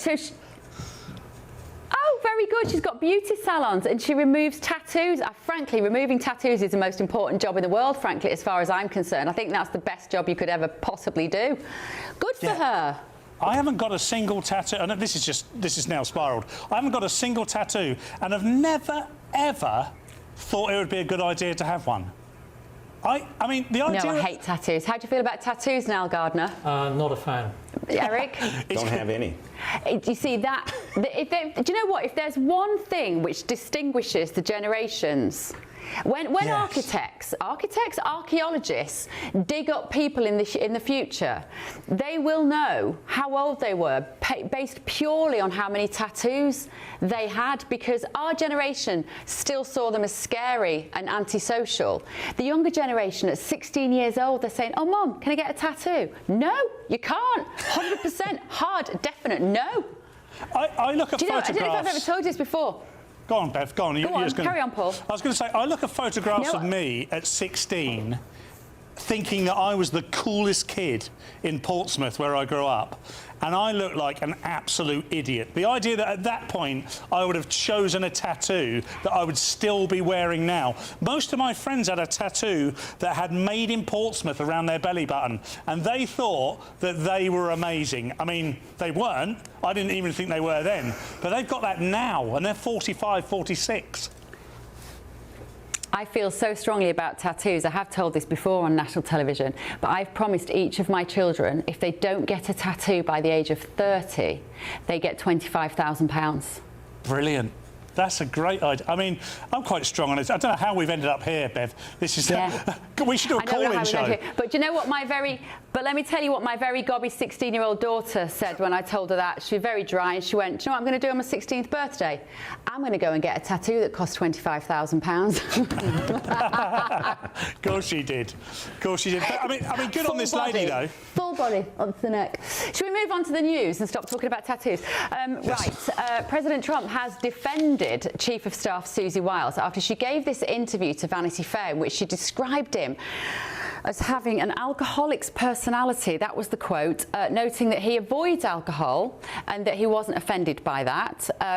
The president has slammed the article in Vanity Fair, saying it's misleading with limited access.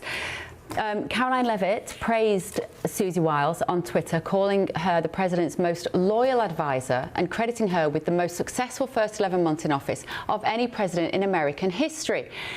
Poor Susie Wiles, who I feel really sorry for this morning, responded. She denounced the article. She called it a disingenuously framed hit piece and saying it left out key context about the White House's accomplishments. Before I show you the clip of J.D. Vance and how he reacted when he was asked about it today, what did you make of it, Niall? Well, I think, firstly, Susie Wiles has been extremely effective, actually, as Chief of Staff, and that's reflected in the very low turnover, actually, in terms of White House staff, but also the cabinet, and she runs a very tight ship. Yeah. And certainly the White House has strongly attacked this article, and they're standing firmly, of course, with Susie Wiles. The president is certainly giving his full backing for her. And so, you know, we would have to see the full context of all of these quotes, frankly. Yeah. But the White House is standing by Susie. Eric, what do you make of the whole thing? Because unfortunately, it looks like they've been given a huge amount of access, and they say these quotes were taken out of context. I can't work out who's to blame here. Yeah, I mean, when we think about the breadth and the depth of these interviews, I mean, these started even before Donald Trump was inaugurated. And so this was a series of interviews. It was an 11-part series. And there were moments, because I actually read the article, where she's actually calling the reporter to speak to him about this. And I think what it actually speaks to, and a lot of people, I think, are misreading this article. I think it speaks to, one, her influence, the enormous confidence that Donald Trump has in her, and the fact that she was so comfortable speaking even about perhaps some of the flaws that each of these individuals may have. But I think what it speaks to is that the buck does, in fact, stop with her, and that she has enormous authority and power, which is what you want from a White House Chief of Staff. That job is actually considered the most political job in all of Washington. And I think what we saw from this article is just how powerful she is. And we have to note that this is also the first woman to ever serve as White House Chief of Staff. She's very quiet. She's behind the scenes most of the time. But as you say, she runs a tight ship, Niall, and she is incredibly powerful. I felt genuinely really sorry for her. But I think it speaks a lot about how close this administration is, that nobody came out today pointing fingers at anybody. An incident like this just made them pull together. J.D. Vance, in the interview, she's quoted as saying, he's been a conspiracy theorist for 10 years, is what she said. And journalists posed that accusation to him today. This is what he said. First of all, if Susie, I'll trust what you said. I haven't looked at the article. I, of course, have heard about it. But conspiracy theorist, sometimes I am a conspiracy theorist, but I only believe in the conspiracy theories that are true.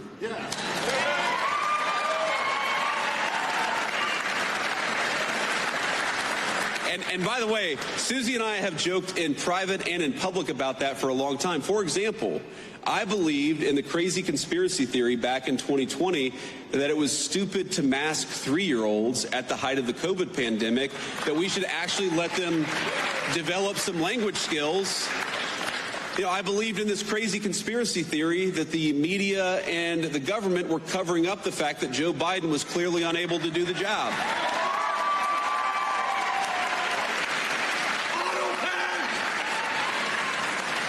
And I believed in the conspiracy theory that Joe Biden was trying to throw his political opponents in jail rather than win an argument against his political opponents. So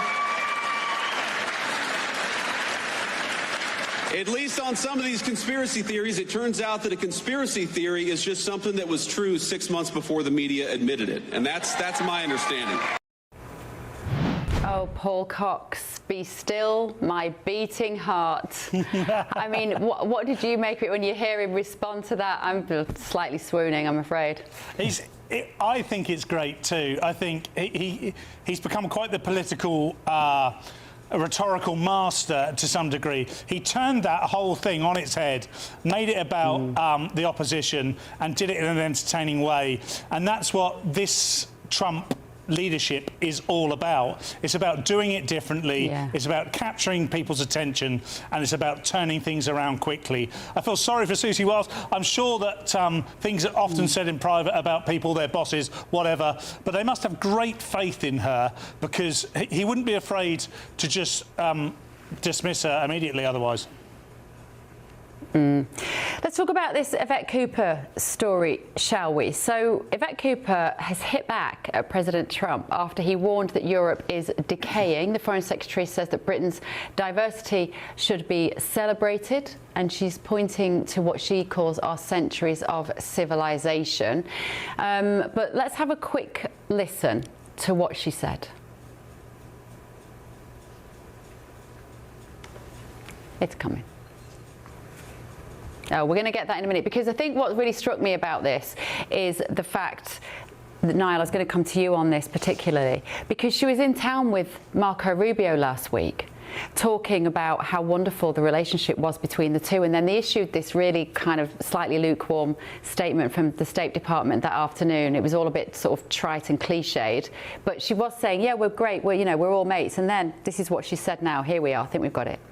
I think it wouldn't surprise you that we'd take a different view on the strength of European democracies, the strength of our freedoms, our support for communities, and our social cohesion as well. And I think if you want to talk about the centuries of civilization that we have to be proud of, our cultural industries are stronger than they have ever been. It's a more important part of our economy than it has ever been. We have strong and diverse communities who are proud to be British, who are an incredibly important part of the kind of country that we are, and we celebrate that and will continue to do so.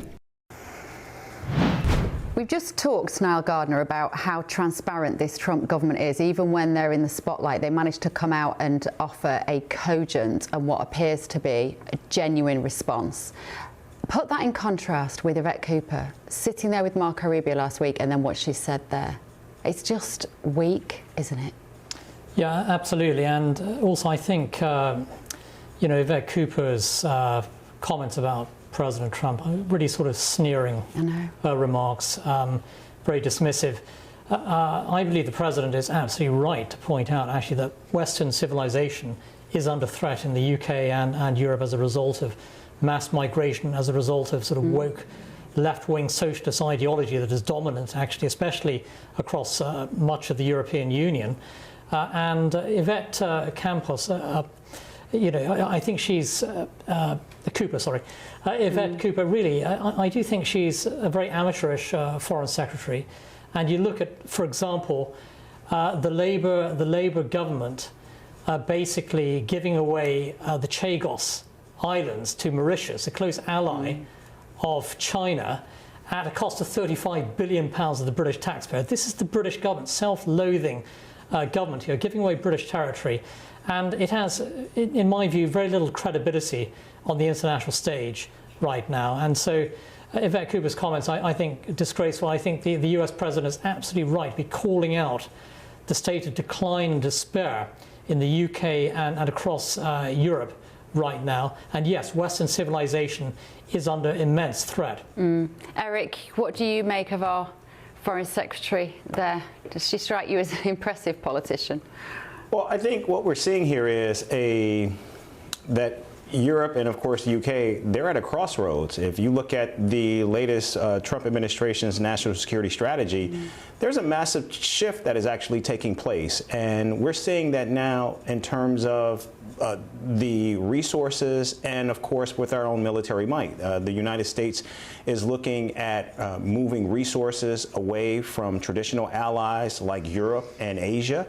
And I think now the question becomes, what, in fact, is Europe going to do about that? We have seen the war play out in Ukraine, and much of the role, quite frankly, from Europe has been, what is the United States going to do about it when this is something that's actually in their backyard? And so I think rather than be a snark about what the president is saying, I think it's time for Europe and the UK to actually put up or shut up. Yeah, Paul, your assessment of that relationship now, it's faltering. We had Conor Stringer in here as well talking about this £3 billion tech deal, which has basically hit the skids because the Trump administration are appalled with our online censorship issues.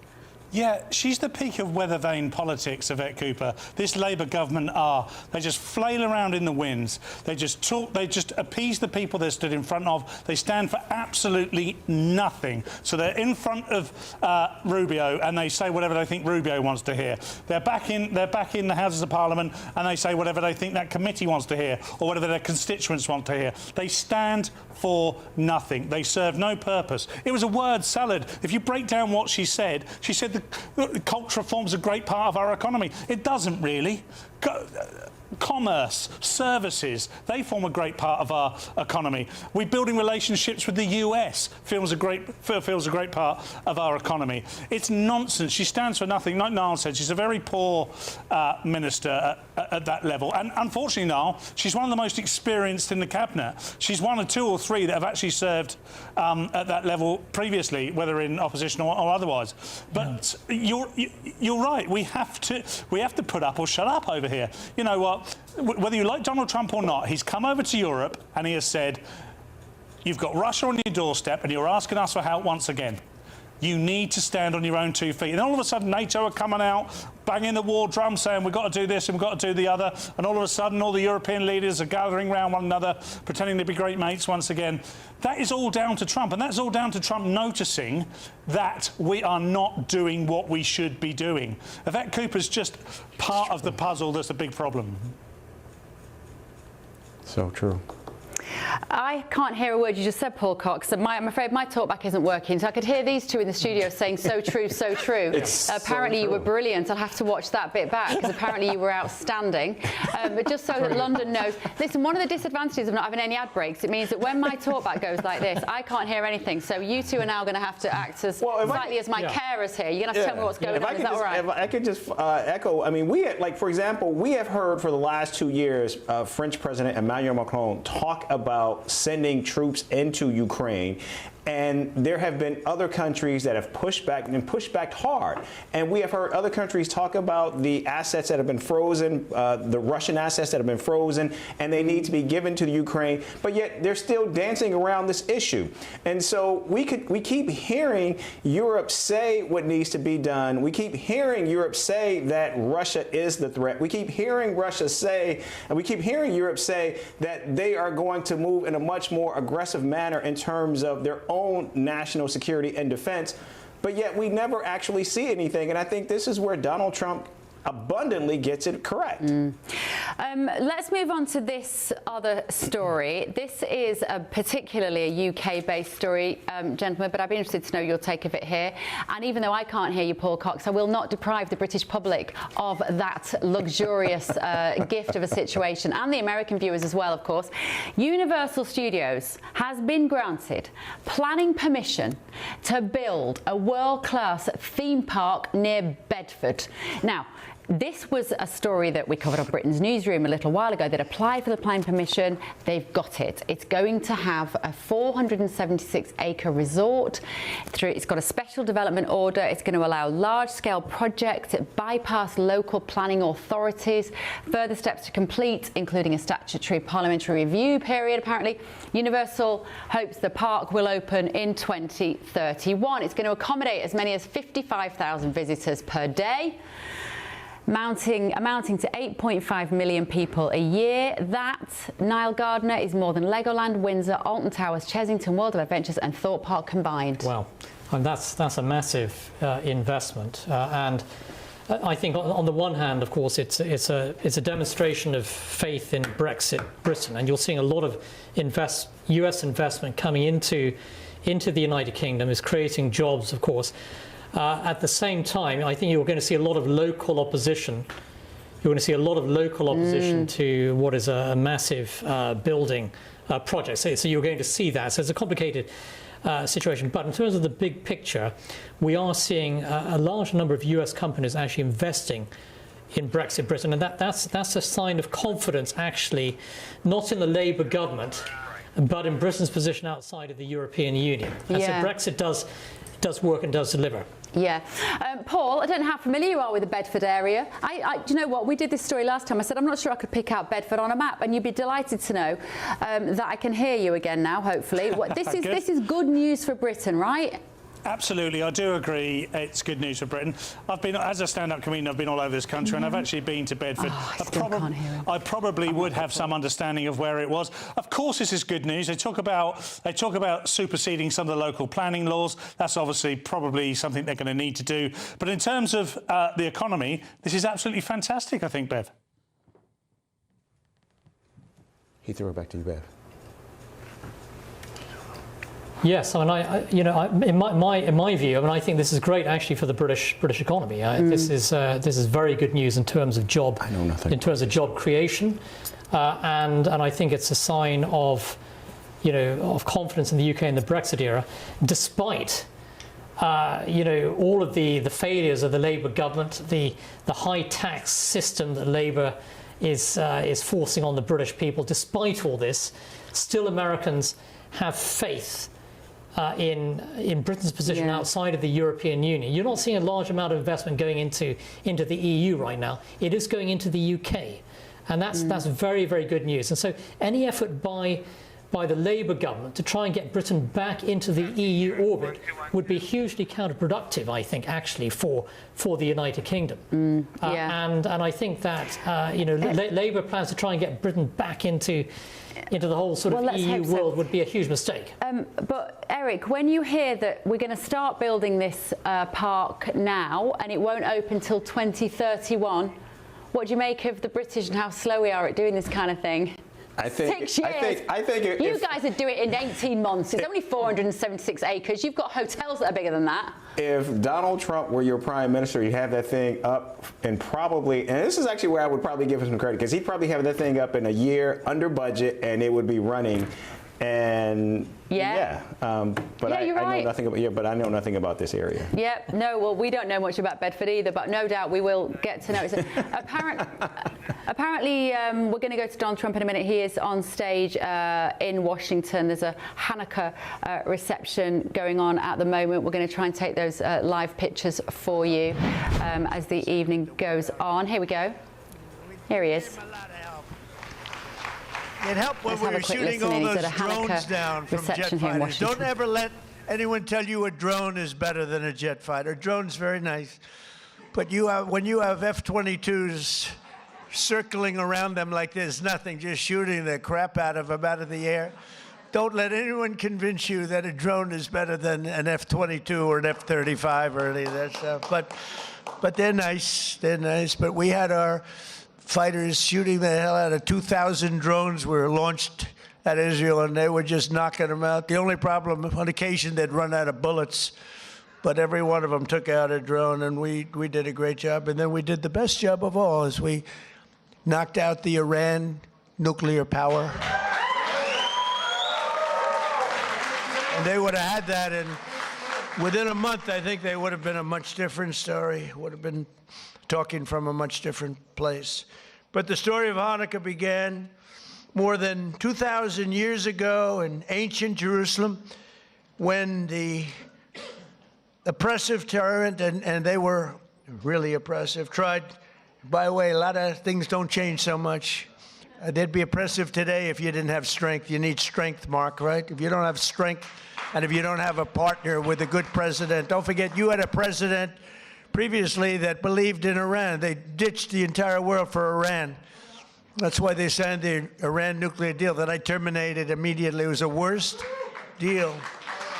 And Bibi Netanyahu came over here to beg Barack Hussein Obama not to sign that deal, but he signed it. He signed it. It was a whole different world.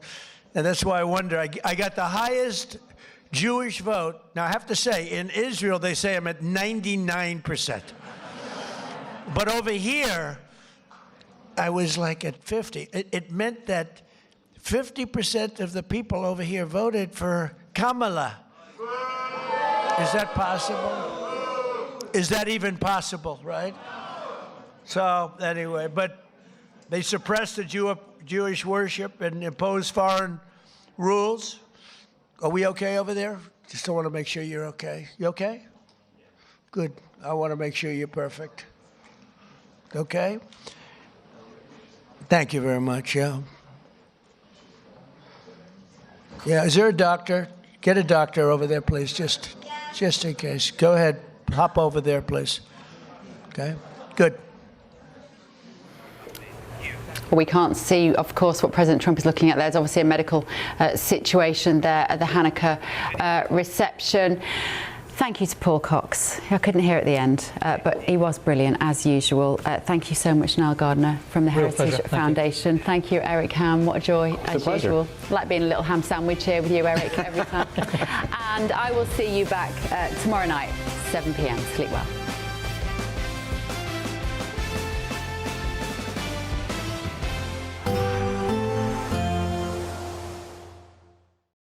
Today, clouds overhead, total zen within. Boxed Solar sponsors the weather on GB News. Hello, good morning. Welcome to your latest GB News weather update brought to you from the Met Office. Heavy rain to come for many in the west today, with rain warnings in force and delays to travel expected. And across the east, there could be some disruption from fog this morning. A warning out across many central eastern areas of fog through the first part of this morning, but that will soon be replaced by cloud and rain as we head into this afternoon.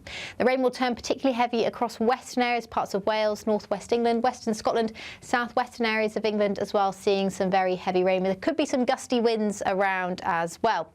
A milder day on the whole, but very little in the way of sunshine to make the most of those milder temperatures. The rain continues into this evening. There's still a warning in force. We're likely to see quite a lot of water on the roads, particularly across parts of Cornwall and Devon, as well as South Wales, where we've seen a lot of rain over the past couple of weeks. Slightly drier across parts of the far northwest by the time we get to this evening, but there will still be some showers, some of these quite heavy. There's a risk of hail in there too, and some very wet weather across southern areas of Scotland. Across the far east, it will be somewhat drier, but a lot of cloud around, and it could be quite misty and murky. That rain very slowly pushes eastwards overnight tonight, and it will actually return up from the south by the time we head into Thursday. But before then, some clearer skies to come for the northern portion of the UK, Northern Ireland and Scotland, seeing plenty of dry weather overnight. A lot of cloud elsewhere, and as I said, it's going to be quite a murky night. A lot of low cloud lingering. The rain pushes back up from the south through Thursday morning, bringing some very wet weather to southern counties of England, and then once again it's parts of South Wales and southwestern England that will see the heaviest rain throughout Thursday. So there's further disruption to travel expected, more warnings in force. That rain will slowly push northwards, but we are expecting a very damp couple of days, so please keep an eye on the forecast. Bye-bye. Today, clouds overhead, total zen within. Boxed Solar sponsors the weather on GB News.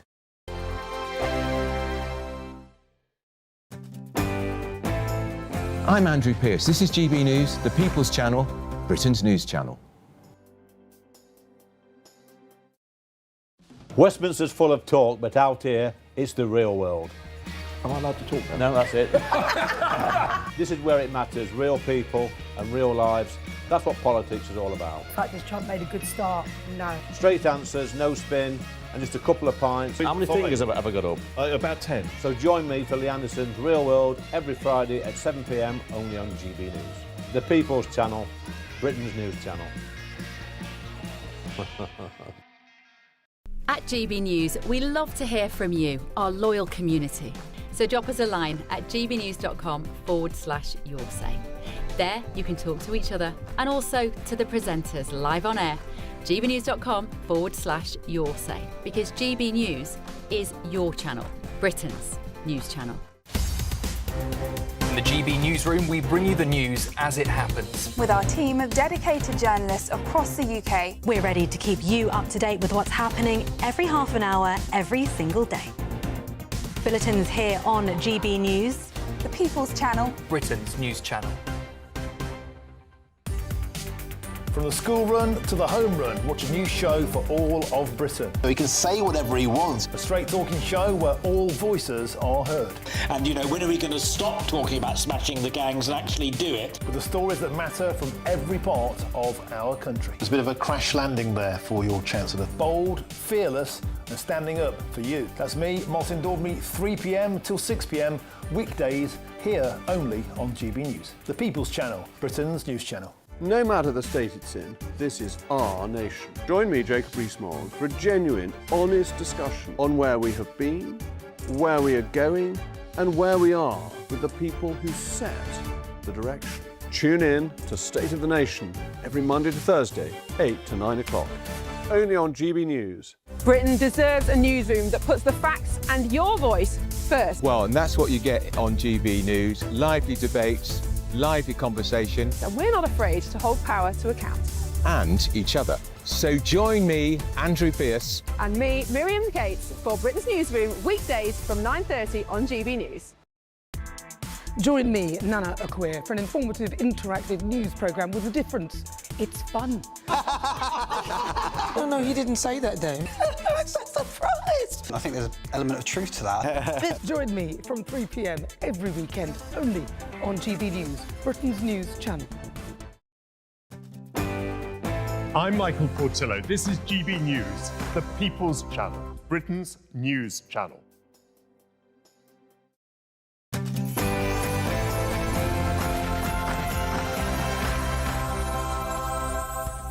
Very, very good evening to you and welcome to GB News Tonight with me, your host, Martin Daubney. We've got an action-packed show and here's what's coming up tonight.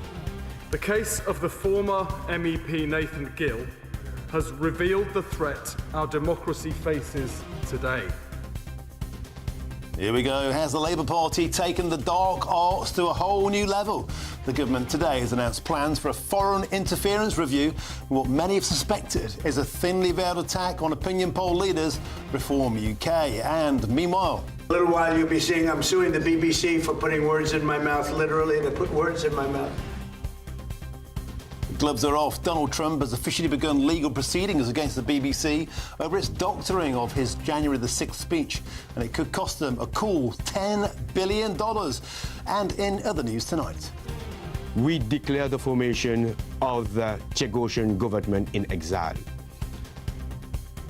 Well, the legend, exiled Chagosians have formed their own government as part of a last-ditch effort to save the island.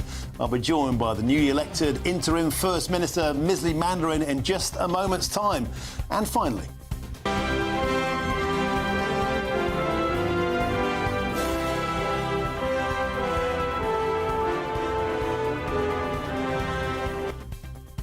if that doesn't get the hairs on the back of your neck standing up, you must be dead. We have an update on the campaign to save the last ever dambuster bomber, the Easy LC, which was featured on this show just last month.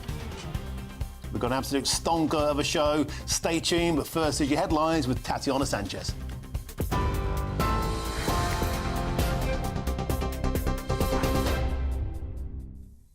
Martin, thank you. The top stories. UK police are stepping up armed patrols on the transport network and in crowded places as they warn of an increased terror risk over the festive period. Senior officers from counter-terror policing and the British Transport Police have issued a joint call for vigilance following the recent attacks targeting the Jewish community in Manchester and Australia, warning that mass gatherings over the Christmas and the New Year period remain an attractive target for terrorists. That's as new details are emerging about the gunman behind the massacre in Sydney. Indian police say 50-year-old Sajid Akram was originally from the southern city of Hyderabad and had limited contact with family there. Authorities in India say relatives were unaware of any radical beliefs or activities as Australian police continue to examine possible overseas links. Detectives are investigating claims the two gunmen travelled to the Philippines weeks before the attack for what's been described as military-style training. 15 people were killed in Sunday's shooting. 9 are in a critical condition. The Prime Minister says the attack appears to have been motivated by Islamic State ideology. Donald Trump says he's suing the BBC, launching a multi-billion-dollar legal action over what he calls a doctored edit of his January the 6th speech. The US president says a Panorama documentary falsely made it appear he called for violence at the Capitol, accusing the broadcaster of defamation and misleading editing. The BBC apologised for giving a mistaken impression, but insists there's no basis for a defamation claim. In a statement, a spokesperson said the broadcaster will defend the case. UK unemployment has risen to 5.1%, its highest level since early of 2021.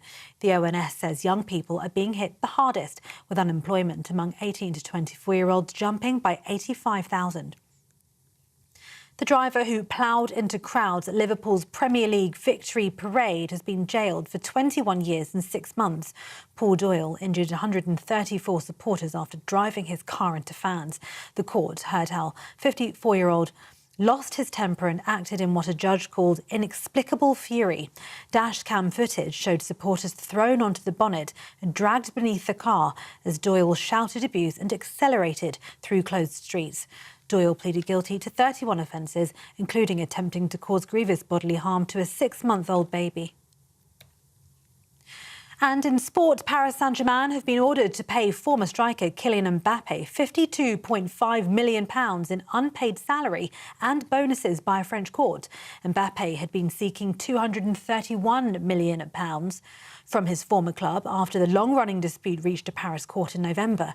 The European champions were countersuing the France captain for £211 million. The 26-year-old claimed the 9-figure sum as damages in response to a contract dispute and ill treatment by the club. However, he was awarded just over a fifth of that amount in court today. The court recognised that PSG had failed to pay 3 months of his salary between April and June last year, as well as an ethics bonus and a signing bonus under his contract. It is believed the majority of the money awarded to Mbappe was bonuses rather than his salary. And those are the latest headlines. For now, more in an hour.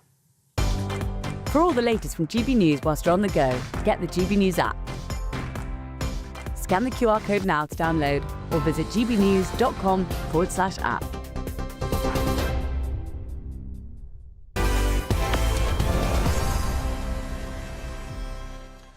Thank you, Tatiana. Now, hello and welcome back to GB News Tonight with me, your host, Martin Dorden. Now, we're expecting to speak to Reform UK leader Nigel Farage, live from the Palace of Westminster, fresh from the second round of budget votes. But first, it's getting on for nearly an entire year now since Reform UK began consistently leading the opinion polls, with many projecting an outright majority for Nigel Farage's party at the next general election. While that is a long way off yet, one thing seems to be clear. The establishment will stop at absolutely nothing to help prevent a reform government. First, they started with this. Nigel Farage is falling over Putin. That's not patriotism. That is not what working people need. Well, first Putin, and then they moved on to calling Nigel Farage racist. Well, I do think that is a racist policy. I believe that policy is racist. It is racist. So first Putin, then racism. And in recent weeks, we've seen the incessant fixation on what Nigel Farage may or may not have said 50 years ago at school. But today, we saw the last chapter of what many have called the dark art strategy. The case of the former MEP Nathan Gill has revealed the threat our democracy faces today. And I know it has caused deep concern right across the House. Events have shown that we need to consider whether our firewall